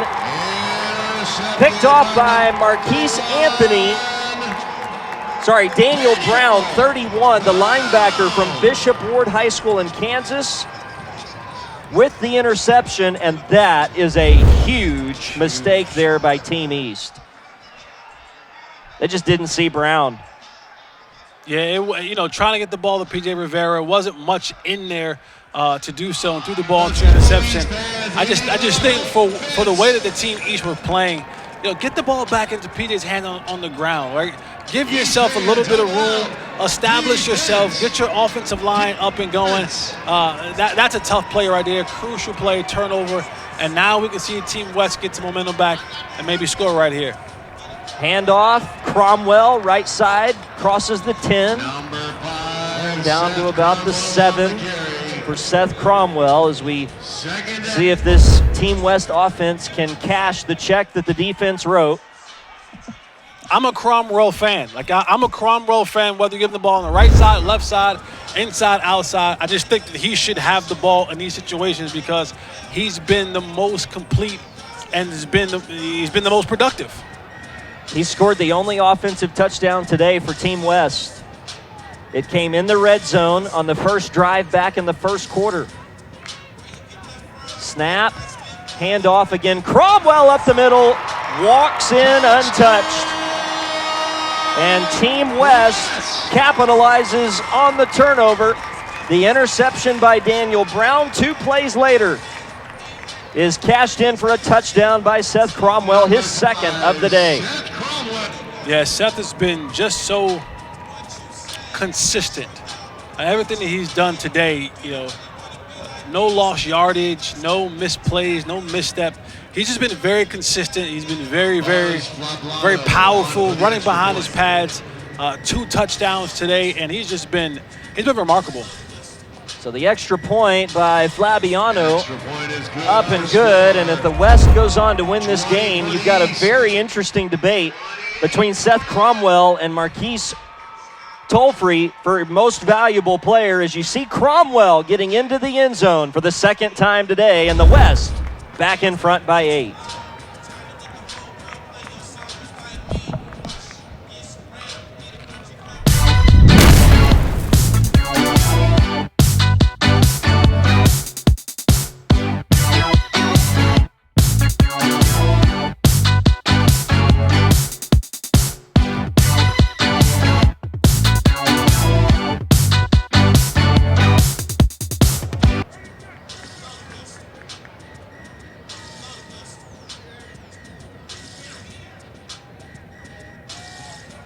Well, Team West getting a little bit of breathing room. The interception by Daniel Brown. Seth Cromwell then on the ensuing possession with his second touchdown run of the game. And Team West back in front now by 8, 28-20. Here comes the ensuing kickoff by Buzz Flabiano, who's also got to be on the all-name team in this football game. And the return by Rick Coleman. The Cornell commit up to about the 20, and that's where Team East will start. Still a lot of time left in this football game. Some of the air has been taken out of Team East's comeback efforts, but they've got to shake that off and get right back to what's been working in the second half. And they have the playmakers on their side. You know, I know that we're in the fourth quarter, and a lot of times we have these rotations and these kind of mix-ups. I love to see your two biggest playmakers that you have on your side for Team East, Ashawn Harris and Rivera. I love to see those two guys in the backfield, and you use them in a dual threat type of situation where now you're giving these guys both the ball, you know, and now you have to make a decision on which one you're going to choose to stop. So here is Team East from the 20-yard line, and Ashawn Harris, who Jesse just mentioned, will get the call to about the 23-yard line out of Union High School up in New Jersey. And it's usually about the 8-minute mark or so that those rules on rotation sort of go out the window. Guys start coming in that you're like, yeah, I haven't seen those two play together all night. Okay, well, yeah, it's late in the ball game, and the coaches want to win the game. So I would imagine we'll see that in the next minute or two. 2nd down and 7, Team East at its own 23. Brendan Nunnally will hand off. This time it goes to Jamari Harris, running back out of Hillsborough High School in Kansas. Number 5, Jamari Harris. And Harris will get across the 25 to about the 26. Here comes 3rd down and 4. Big play coming up for Team East. You'd really like here, Jesse, to see them take some time off of this clock, get a sustained, methodical drive going down the field. Still just a one-possession game. Nunnally will be in the shotgun with 2 running backs. A tight end in on this play as well. Nunnally with a play fake, rolls right, has time to look downfield and point, now throws as he's hit, and it's out of bounds, incomplete. Looked like they were intending that for Dylan Stowers, who really was never open on the play. Yeah, I just... Complete brings up 4th down for the East. I struggle with that call. I look at how this game has been going for you, and you look at, you got Rivera, you got Ashawn Harris. I just think that you got much more better options than rolling a quarterback out today who hasn't been really accurate with his passing. Maybe has only thrown a couple passes today anyway. I think giving yourself a chance on 3rd and 4 is giving the ball to one of those guys in between the tackles or the outside and let them do what they've been doing all day long. That one right there to me is on coach. So here's the punt. Tolfree with a chance to return, and he ran into his own guy around midfield. That will put a screeching halt to that return by Tolfree. It's probably the only way to stop him. Have his guy tackle him too. Yeah, get him, just block him in there. See if he can get in the way. And Tolfree was running so fast that I'm not sure he saw his teammate. I believe that was Connor Peterson who felt the brunt of that for Team West. Good starting field position, though, for Coach Ken Still's team. They're at their own 49-yard line and a chance to perhaps pull away here on this drive. 10:38 left and an 8-point lead. And when you break, when you're on the sideline and you break down and you're Coach Wallace and Coach Still, you're telling your quarterback, hey, don't turn the ball over. Let's get this drive. Let's eat some clock, right? Let's take off 4 or 5 minutes on this clock so that even if we get 3 points, we're not giving them the ball back with a lot of time left on there. And a great start for this drive. Give it the ball to Seth Cromwell, and he picked up right there about a 4 or 5 yard gain. I was going to say that Will Schrotenberg, the quarterback, in response to that hypothetical comment, is probably looking back to the sideline going, okay, coach, we'll just hand the ball off to Cromwell. Yes. And I won't turn the ball over. And we have a stoppage in play here. There is a Team West player who's a bit shaken up. 10:23 remaining here in the fourth quarter. 28-20, Team West with the lead. It was 21-3 at the half. Ladies and gentlemen, as a reminder, the buses will be leaving We have a AT&T Stadium stoppage at 5 p.m. in sharp. play here.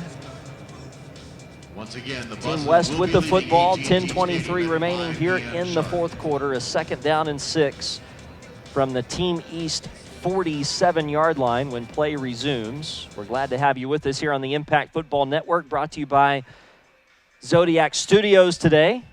So we take a look again at that big play a little earlier. Dontez Howard with the return for a touchdown, 29 yards on the fumble. And Seth Cromwell, we've mentioned him several times in our broadcast, but just strong running Just all tough. day long Just from tough. him. And he's done it multiple different ways, right? Between the tackles, we've seen him be able to attack the edges as well. Just a multifaceted, multidimensional back with some Mountain West target right now, but I would imagine the phone is going to start to heat up for Cromwell over the next months. And it should. And he showed you today just how special of a back he can be. Again, with his size and being able to run in between the tackles with that size. And when you start talking about, having bigger offensive linemen, reminds me of kind of like Clyde Edwards-Helaire for the Chiefs. The bigger offensive lineman, sometimes he gets lost in the mix down there, and you think he's tackled for a loss or stopped, and all of a sudden he'll bust out the back end for a 20-yard gain. It was Zenon Rudnick who was shaken up on the play for Team West out of San Antonio Reagan High School in Texas. So our thoughts and prayers right now with Mr. Rudnick. We hope he's okay. Hopefully he'll be able to return here in just a moment. Back to play, 2nd and 6. Handoff Cromwell, brushes off one would-be tackler and then comes in and has his feet taken out from underneath him. Nice tackle made in the open field by Avant Rogers, the Wayne, Indiana product. And like I told you earlier, cornerbacks who are willing to come up and stick their nose into the mess. Cromwell has been a powerful running back all day long. You saw the first stiff arm. He's been able to break a ton of tackles, but Avant came up and laid this smack down on him and said, no, Mr. Cromwell, you won't get me today. And especially think in the fourth quarter after Cromwell has done what he's been able to do, just to say, hey, I'm not afraid of you. I'm going to come up and make the hit regardless of what you've been able to do today and show that I can play as well. That's just really well done there by Rogers. And a long throw here by Schrotenboer to the near side is caught by Yoakley. It's good enough for a first down for Team West as we take another look. That's a long throw from Schrotenboer across the field from the opposite hash. Yeah, you can't call that play too many times. But that right there was a long throw. Fortunately, it worked out for Team West this go around. But I wouldn't want to dial that one up too many more times in the fourth quarter. It did work out for him that time, but I wouldn't suggest doing that any more than you just did. Here's Cromwell with the carry. I suggest this. And he bounces it to the outside again to the 35-yard line. Seth Cromwell showing off the vision and gains 5. And it was an exciting 5. I remember taking tests in high school, and they would give you option A, option B, option C, option D, and you'd have to pick one out. For me, my option, but who should get the ball for the rest of this time, and it's option Cromwell. Whatever number he is, right? Cromwell, that's who should be getting the ball for the rest of this time. Yeah, when in doubt, see it out. Yes. Cromwell. Yes, there you go. When in doubt, see it out. I like Cromwell with the ball. Let's give some credit to Donovan Williams, the other running back in right now, who threw a good lead block for Seth on that last run. Cromwell again with the call. This time he's going to be stood up at the line of scrimmage and tackled pretty immediately. That was Nicholas Thompson, a linebacker from Springdale High School in Arkansas, who made that hit. Even on that play, he still gained a yard. He still gained positive yardage on that play when there was really nothing there for him to gain. Yeah, we've seen him do that several times. Even earlier in this fourth quarter, a play where he should have been tackled for a 4-yard loss, and he somehow turned it into 7. And it's just incredible what he's been able to do today from the running back position. And now a big 3rd and 4 play here for Team West. They're going to give it again to guess who? Seth Cromwell, and he breaks free to the 20, 15-10. See you later. Seth Cromwell, for the third time today, has found the end zone for Team West. See my way to Cromwell. Whatever the question is for this team offensively for West, the answer is Cromwell. That is the answer. Hey, Coach, it's 4th and 3. What should we do? Give the ball to Cromwell. Hey, Coach, it's 1st and 10. Give the ball to Cromwell. Hey, we're on the goal line. Give the ball. Coach, going for 2, kick an extra point. We're kicking an extra point, and Cromwell's going to kick it. No, Cromwell's not going to kick it. I like Buzz Fabiano to kick the extra point. But the answer to your questions offensively when you're the West team is give the ball to Cromwell. What a day for Seth Cromwell. And the extra point now by the aforementioned Flabiano is up and good. And now, partner, the $1 million question. Who do you write on the MVP line? You got the same answer? Cromwell. Start the etching in it right now. And I know what Tolfair has done, and I get it. Those are extremely awesome plays. They're splash plays. They're exciting plays. But when you look at the totality of the work, and we'll get all the numbers, but this is a guy who, from the start of this game, he's now has 3 touchdowns. From the start of this game has been nothing but consistent, has been nothing but tough and gritty. And he just showed you this is how you close out football games. You have to be able to give the ball to your running back and him be able to make plays. And he's made plays on 4th down, on 3rd down, on 1st down. And you just saw him right there with the vision, find the hole, stiff arm a dude in the hole and say, meet me in the end zone. We getting ready to do a little party, Cromwell style. I think that's exactly right. And not to discredit at all what Marquise Tolfree was able to do on those 2 punt returns for touchdowns. Those were obviously incredible plays. Yes. But Cromwell, when this game was in the balance in the 4th quarter, has delivered 2 touchdown runs, now 3 for the game. And he has put his team up 15 now with 7.5 to play. Seth Cromwell out of Columbine High School in Colorado is the star who has been born today. And now P.J. Rivera, trying to make a play for his team, is going to be tackled short of the 10. Play made on special teams by Isaiah Rodriguez. Nice tackle by him out of Bishop High School here in Texas. And now if you're Team East, you got to get some quick, positive, down-the-field type plays. Try to get back in this, down 15 with 7:26 remaining. Isaiah Rodriguez has made a couple of nice plays on special teams today for Team West. Sean Riley, the special teams coach, got to be very pleased with what his unit's been able to do today.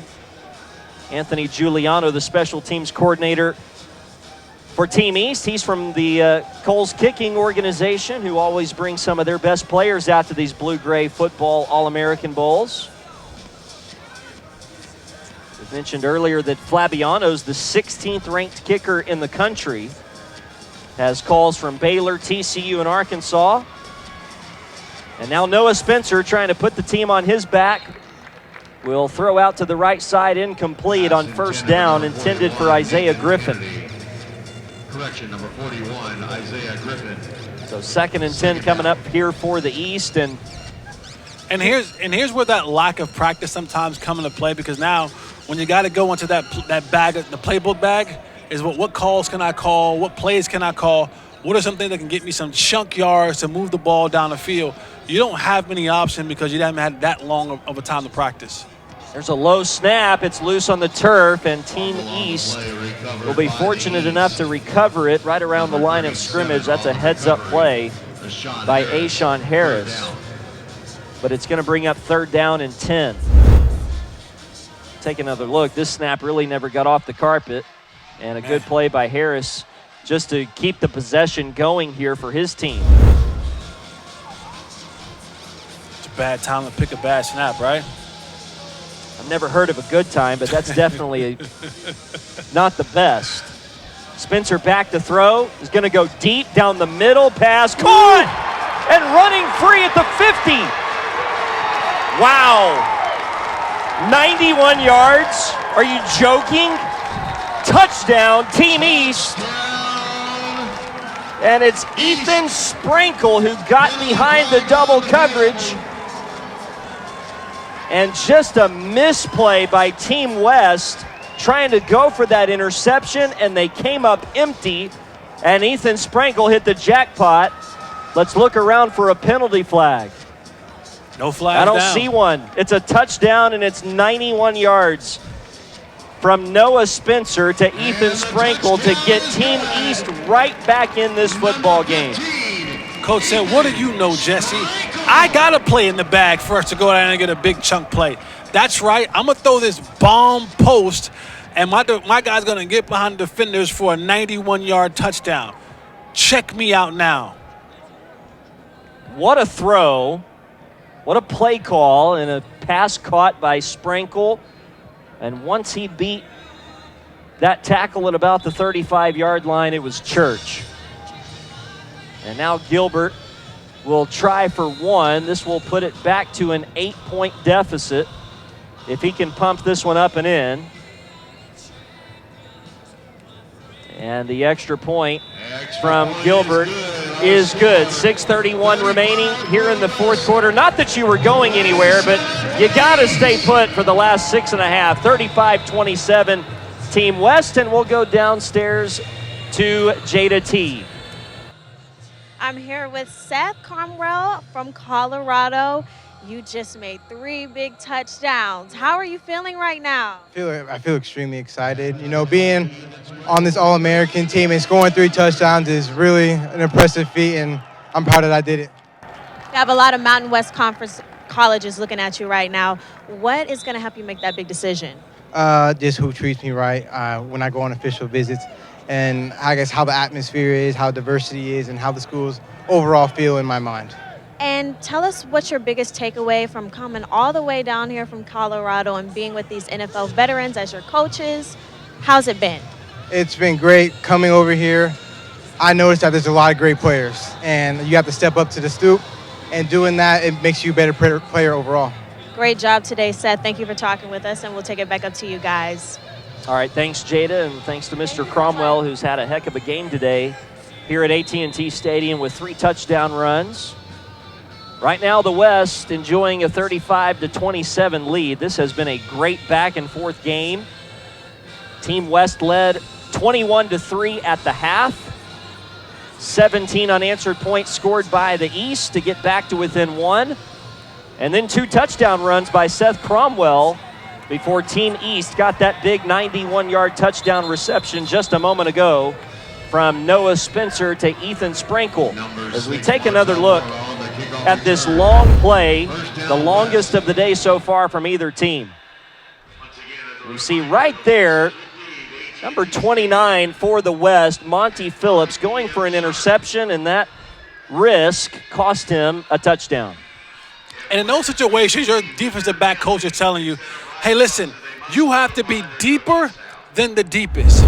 And it's not about going to get an interception. It's about I can't give up the big play. We know that this was going to be a situation where they were going to try to come down and make a big play. So I always have to keep my alignment right. I got to be deeper than the deepest. And if I come up into the interception, great. But I can't be falling back into the interception because that's what will happen to you 91 yards later. Now the pressure's back on Team West to go out here and score. And they're going to hand off on first down to number 7, Payne Plaster, who we saw in bits and chunks in that first half. Plaster, the running back out of White River High School up in Washington State, and he picks up 5 on first down. Well, we have got some names in this football game today, especially on the west side. Buzz Flabiano and Payne Plaster and Rowdy Rowan. First team all name. We haven't heard your grocery team yet. We haven't heard of the big boys. We haven't had any of the big boys getting the action today. Not yet, but we still have 5:41 left. Handoff again to Plaster. This time a nice play made around the ankles. Well done there by Mark Champion, the linebacker from Veterans Memorial down in South Texas. And that's a loss of 1 on that carry by Plaster. Third down coming up, and a big play right here for the Team East defense, trying to give the ball back to their offense, down 8 with just over 5 to play here in the fourth quarter. You want to know my answer to the play call should be right here? Does it start with a C? It does. He's on the field. Thank you. Finally. He's the deep back. 3rd and 6. Kreider's the quarterback. And he's going to throw it on 3rd and 6. Deep drop over the top. Cromwell tipped it to himself to make the catch, but is going to be tackled a yard short of the first down. What a play just to make that catch. But it's going to be 4th and 1. If you just give him a little bit better of a pass, he gets into his run gate a little bit sooner, and he may pick up the first down. But it looks like Team West. Okay, this is fun. This is fun. But you know where I'm going with the football, all right? You know it. I know it. Team East knows it. All the coaches know it. This is the fun part of football. This is, I know what's coming. Can you stop it? Can you stop it?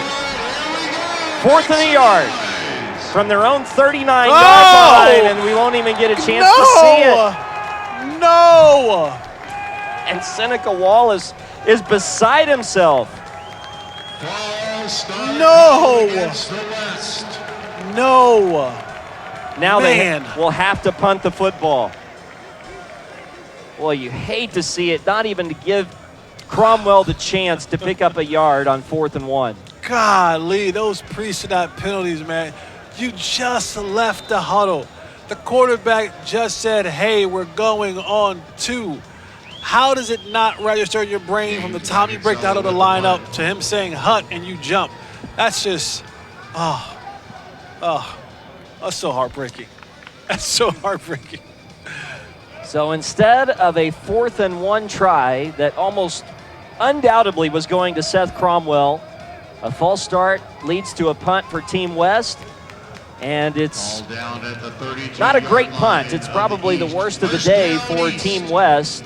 It gives Team East the ball at their own 32-yard line. They have 2 timeouts. They have almost 4.5 minutes.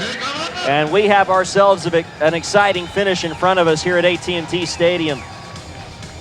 Team East with the ball down 8. Noah Spencer right back in there after a 91-yard touchdown pass to Ethan Sprankle on the last drive. They're going to hand off on first down, and this is Rivera into the second level, first down and more, and got to midfield. Into West territory to the 49-yard line, 19 yards on that run by Rivera. Do you have a similar answer here if you're Team East where the ball should go? Timeout's going to be called here by Team West. Yeah, I do. And I told you earlier, they're both on the sideline right now. Well, it's P.J. Rivera for me and Sean Harris for me. I think those 2 guys in the backfield have been able to come out there and make a lot of plays. Well, let's correct ourselves here, or I'll correct myself. Jordan Lennon was the guy who got that carry on first down, and the 19-yard gain from York High School in Virginia, 5'10", 208 pounds, and it gives his team a spark here to start this drive.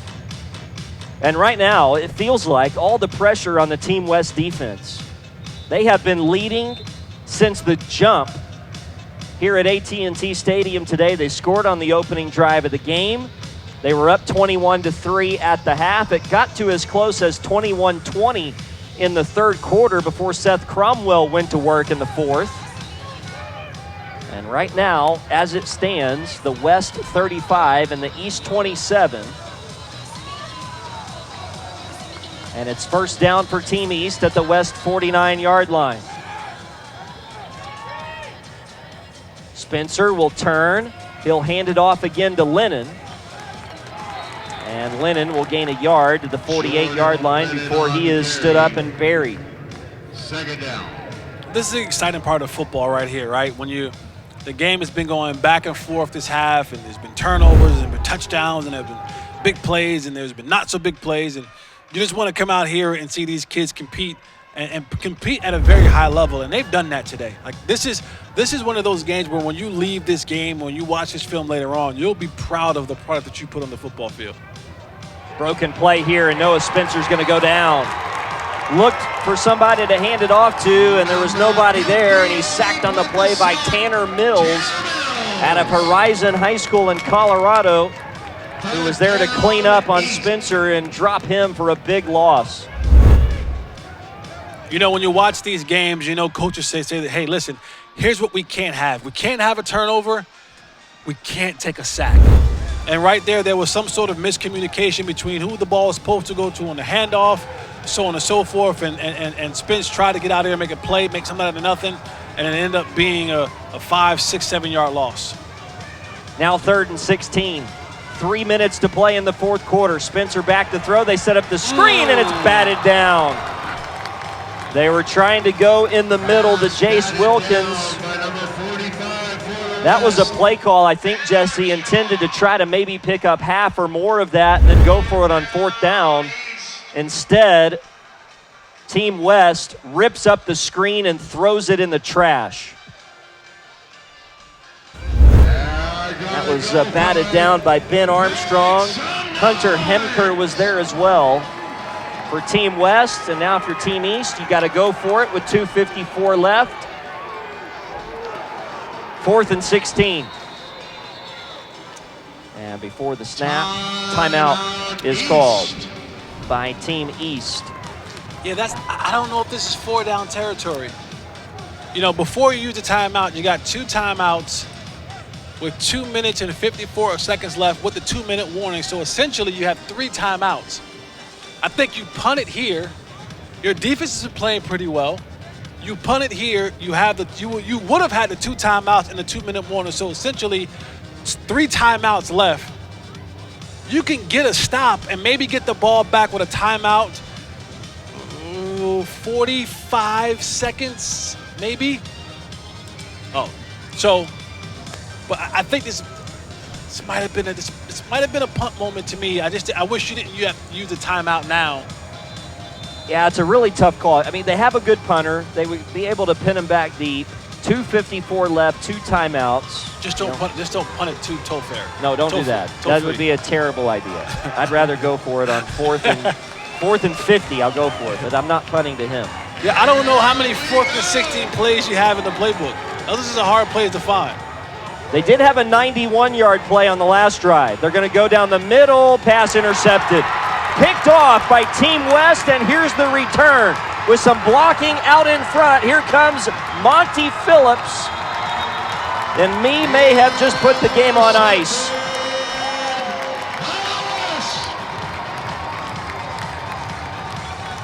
Yeah, I just think for me, a punt right there, and I know that kind of interception is like a punt, but for me, the punt right there, you maybe back them up, put them on the 20-yard line, 25-yard line. The clock stops, and now I got to set my defense up where they can go out there and potentially make a play for me, and I get the ball back with some time left, where then I can take those chance plays right there. So, but there's a reason why I'm sitting up here next to you, and they're down here on the field, because I suck at coaching, and I'm much better as a broadcaster. And I'm even further away from the field than you are, my friend, so I won't even give my opinion. But I will say that, I can see it both ways. I feel like I would have punted there. Yeah. I don't think, we'll never know at this point, but the return right there by Phillips is huge, because now, even if they don't pick up yardage, you're in field goal range potentially. Absolutely. To possibly make this a 2-possession game and put it completely away with 2:40 remaining here in the fourth quarter. And guess who is back there as the deep man on 1st down? Cromwell gets the carry, tries right side, lowers the shoulder, and gets to about the 26-yard line for a gain of 4, and the clock will wind. Your Team East, you do have the 1 timeout remaining.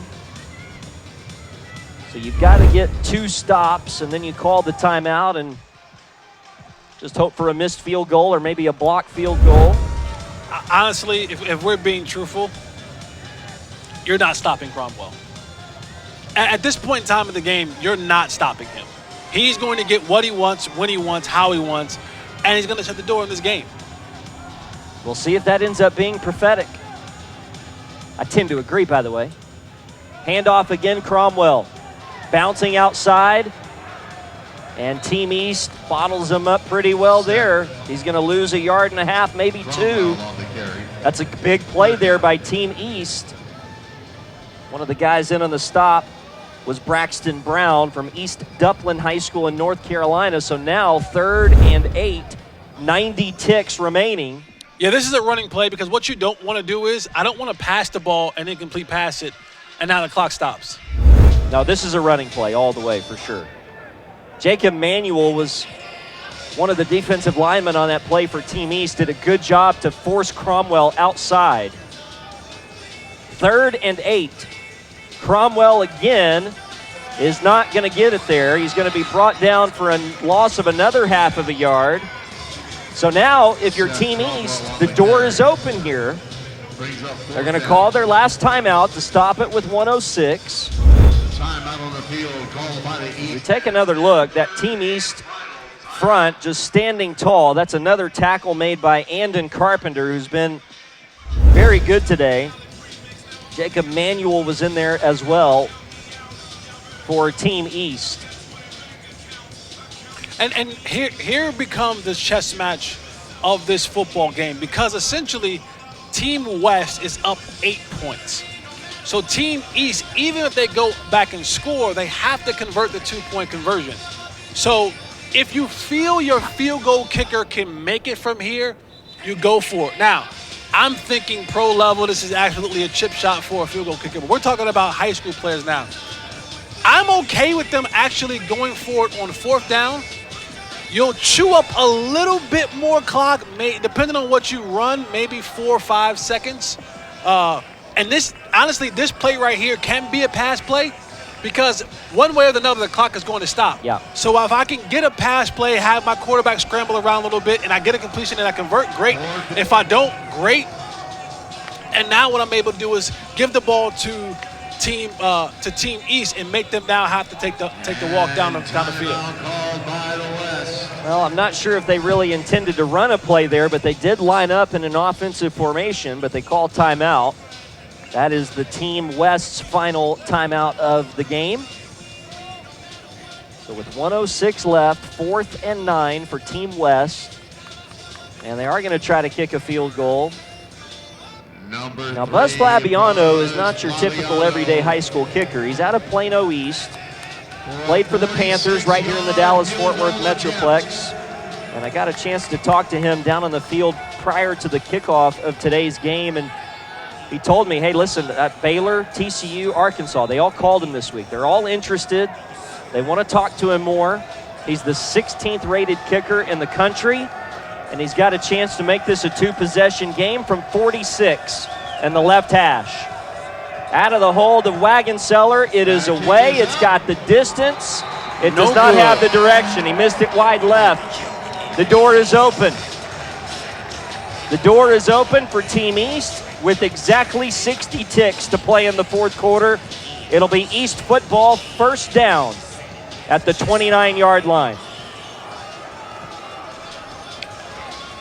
What was interesting on that play that I haven't seen all game, and maybe you can help me out with this, there hasn't been a rush all game on kickoff. I mean, on an extra point or a field goal. And then there was one there. So I don't know if that was part of the rules, not a part of the rules, but hey, I like it. Bend the line a little bit. Cross the line a little bit. Well, the bottom line is it is a miss by Flabiano, and so it leaves the door open for Team East, trailing the entire football game. A chance to go down and tie it with exactly a minute to go and 71 yards in front of him. Penalty. Brendan Nunnally is the quarterback here on this possession, and a penalty flag is down. That pass fell incomplete. And it is against Team East, an offensive penalty here. Now, they don't have any timeouts, Jesse, so everything's got to be quick. It's got to be towards the sideline if possible. In a game such as this, hurry-up offense is very difficult to pull off. Well, here's the one thing you have to tell your team. Hey, listen, we're going down the middle right here, offensive linemen, so once we get it, we know that we gotta run down the field because we're gonna eat up a lot of clock if we don't. 1st and 15, Nunnally out to the left side, pass caught, and trying to get to the sideline. That's gonna be a gain up to the 32-yard line, so a gain of 7 on that play. The pass was caught by Jamari Harris. And they did stop the clock with 47 seconds. Good job by Harris to fight his way to a clock stoppage to get out of bounds. 2nd and 7, gain of officially 8 on that pass from Nunnally to Jamari Harris.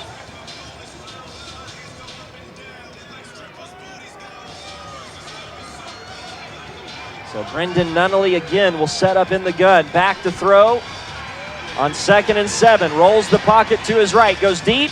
Has a man. Sprinkle with a catch. You got to get up. In West territory, this has got to be a clock. 35 seconds. And they're going to run in the shotgun, so they're either going to clock it from the gun or they're just going to run a play here. Nunnally will throw it to the turf. Now there's a penalty flag down. This is going to be offsides against Team West. I think they were trying to get a player off the field, maybe, Jesse? And yeah, I don't understand that because it's a clock situation. So for me, you're not substituting in that case. I'm not substituting right there. I'm leaving them on there. They're going to clock it right here, and then I get my substitute coming off. And it wasn't that they had snapped the ball before he got off the field. The way that he was running off the field, he ran offsides. He ran offsides. We've seen some crazy things in this game today, and that's going to add to the list. So 1st and 5. And now they're lined up. 37 seconds. Nunnally going to go deep. Right side incomplete. Ethan Sprinkle just comes up and gives a shove to the defensive back. No call there, and it's going to be 2nd and 5 at the 30-yard line. And maybe one of the more inexplicable things about that, Jesse, is that they didn't actually have to clock it. They were able to save the down with that offsides penalty. So now it's just 2nd down and 5 instead of what should be 3rd and 5. And with the time remaining, 30 seconds is a lot of time. You now give yourself the opportunity to still take a shot down the middle of the field. Nunnally back to throw again. Across the middle, man open. Harris made the catch. He held on. They'll stop the clock for a moment to move the chains. They're at the 25-yard line, 23 seconds. They're going to get up and try and clock it again. And they will. It'll be 2nd and 10 from the 25-yard line, and this is shaping up to be a photo finish today in Arlington at AT&T Stadium. Now help me out with this. Brush me up on my high school clocking rules. I know the clock stops to move change. But when you're in shotgun, right, if you're in shotgun and they snap the ball to you in shotgun and you clock it in shotgun, do you get the ball back where you snapped it from or now where you clocked it from? I think it's an incompletion. Because you're 7 yards back. I agree. I think it's an incompletion, so they get it from the original line of scrimmage. Nunnally will throw deep down the middle. Intercepted. Team West with the interception. Get down. And that is going to do it. Picked off on the play by Xavier Andrews. Team West is going to get out of here with a victory and hold on against Team East. What an entertaining football game. I mean, this is fun. This is fun. Nunnally had an opportunity to go out and make a play. Didn't quite get a chance to step into that throw because, honestly, the deepest man was a East receiver. If he had a little bit more time to step into it to make a throw. And that was Sprinkle in the end zone, who looked to be open on that play. So that's going to do it. One knee for Team West. It's a final here at AT&T Stadium. Another exciting Blue-Gray All-American Bowl, the first of 3 class of 2022 games, ends with a West victory, 35-27. What a ball game today. We saw a lot of exciting plays, especially in that second half, and Seth Cromwell with the 2 touchdown runs in the fourth quarter leading his team to victory. Yeah, this was an exciting football game. And again, it's a tale of 2 halves. What was in the first half was not in the second half. And you saw Team East fight their way back into this game to make this a ball game. But Seth Cromwell and Team West were just a little bit too much. And he was able to ice this game for his team. And then Xavier Andrews, with the game on the line and a receiver in his area, was able to go out there, get the game-clinching interception, and seal the deal for Team West. Congratulations to each and every one of these young men who came out here and played their hearts out and got a chance to play one more high school football game. So Ken Stills and his team gets the win today, 35-27, the final, the West over the East. We'll be back with you in January on the Impact Football Network, January the 10th, right here at AT&T Stadium.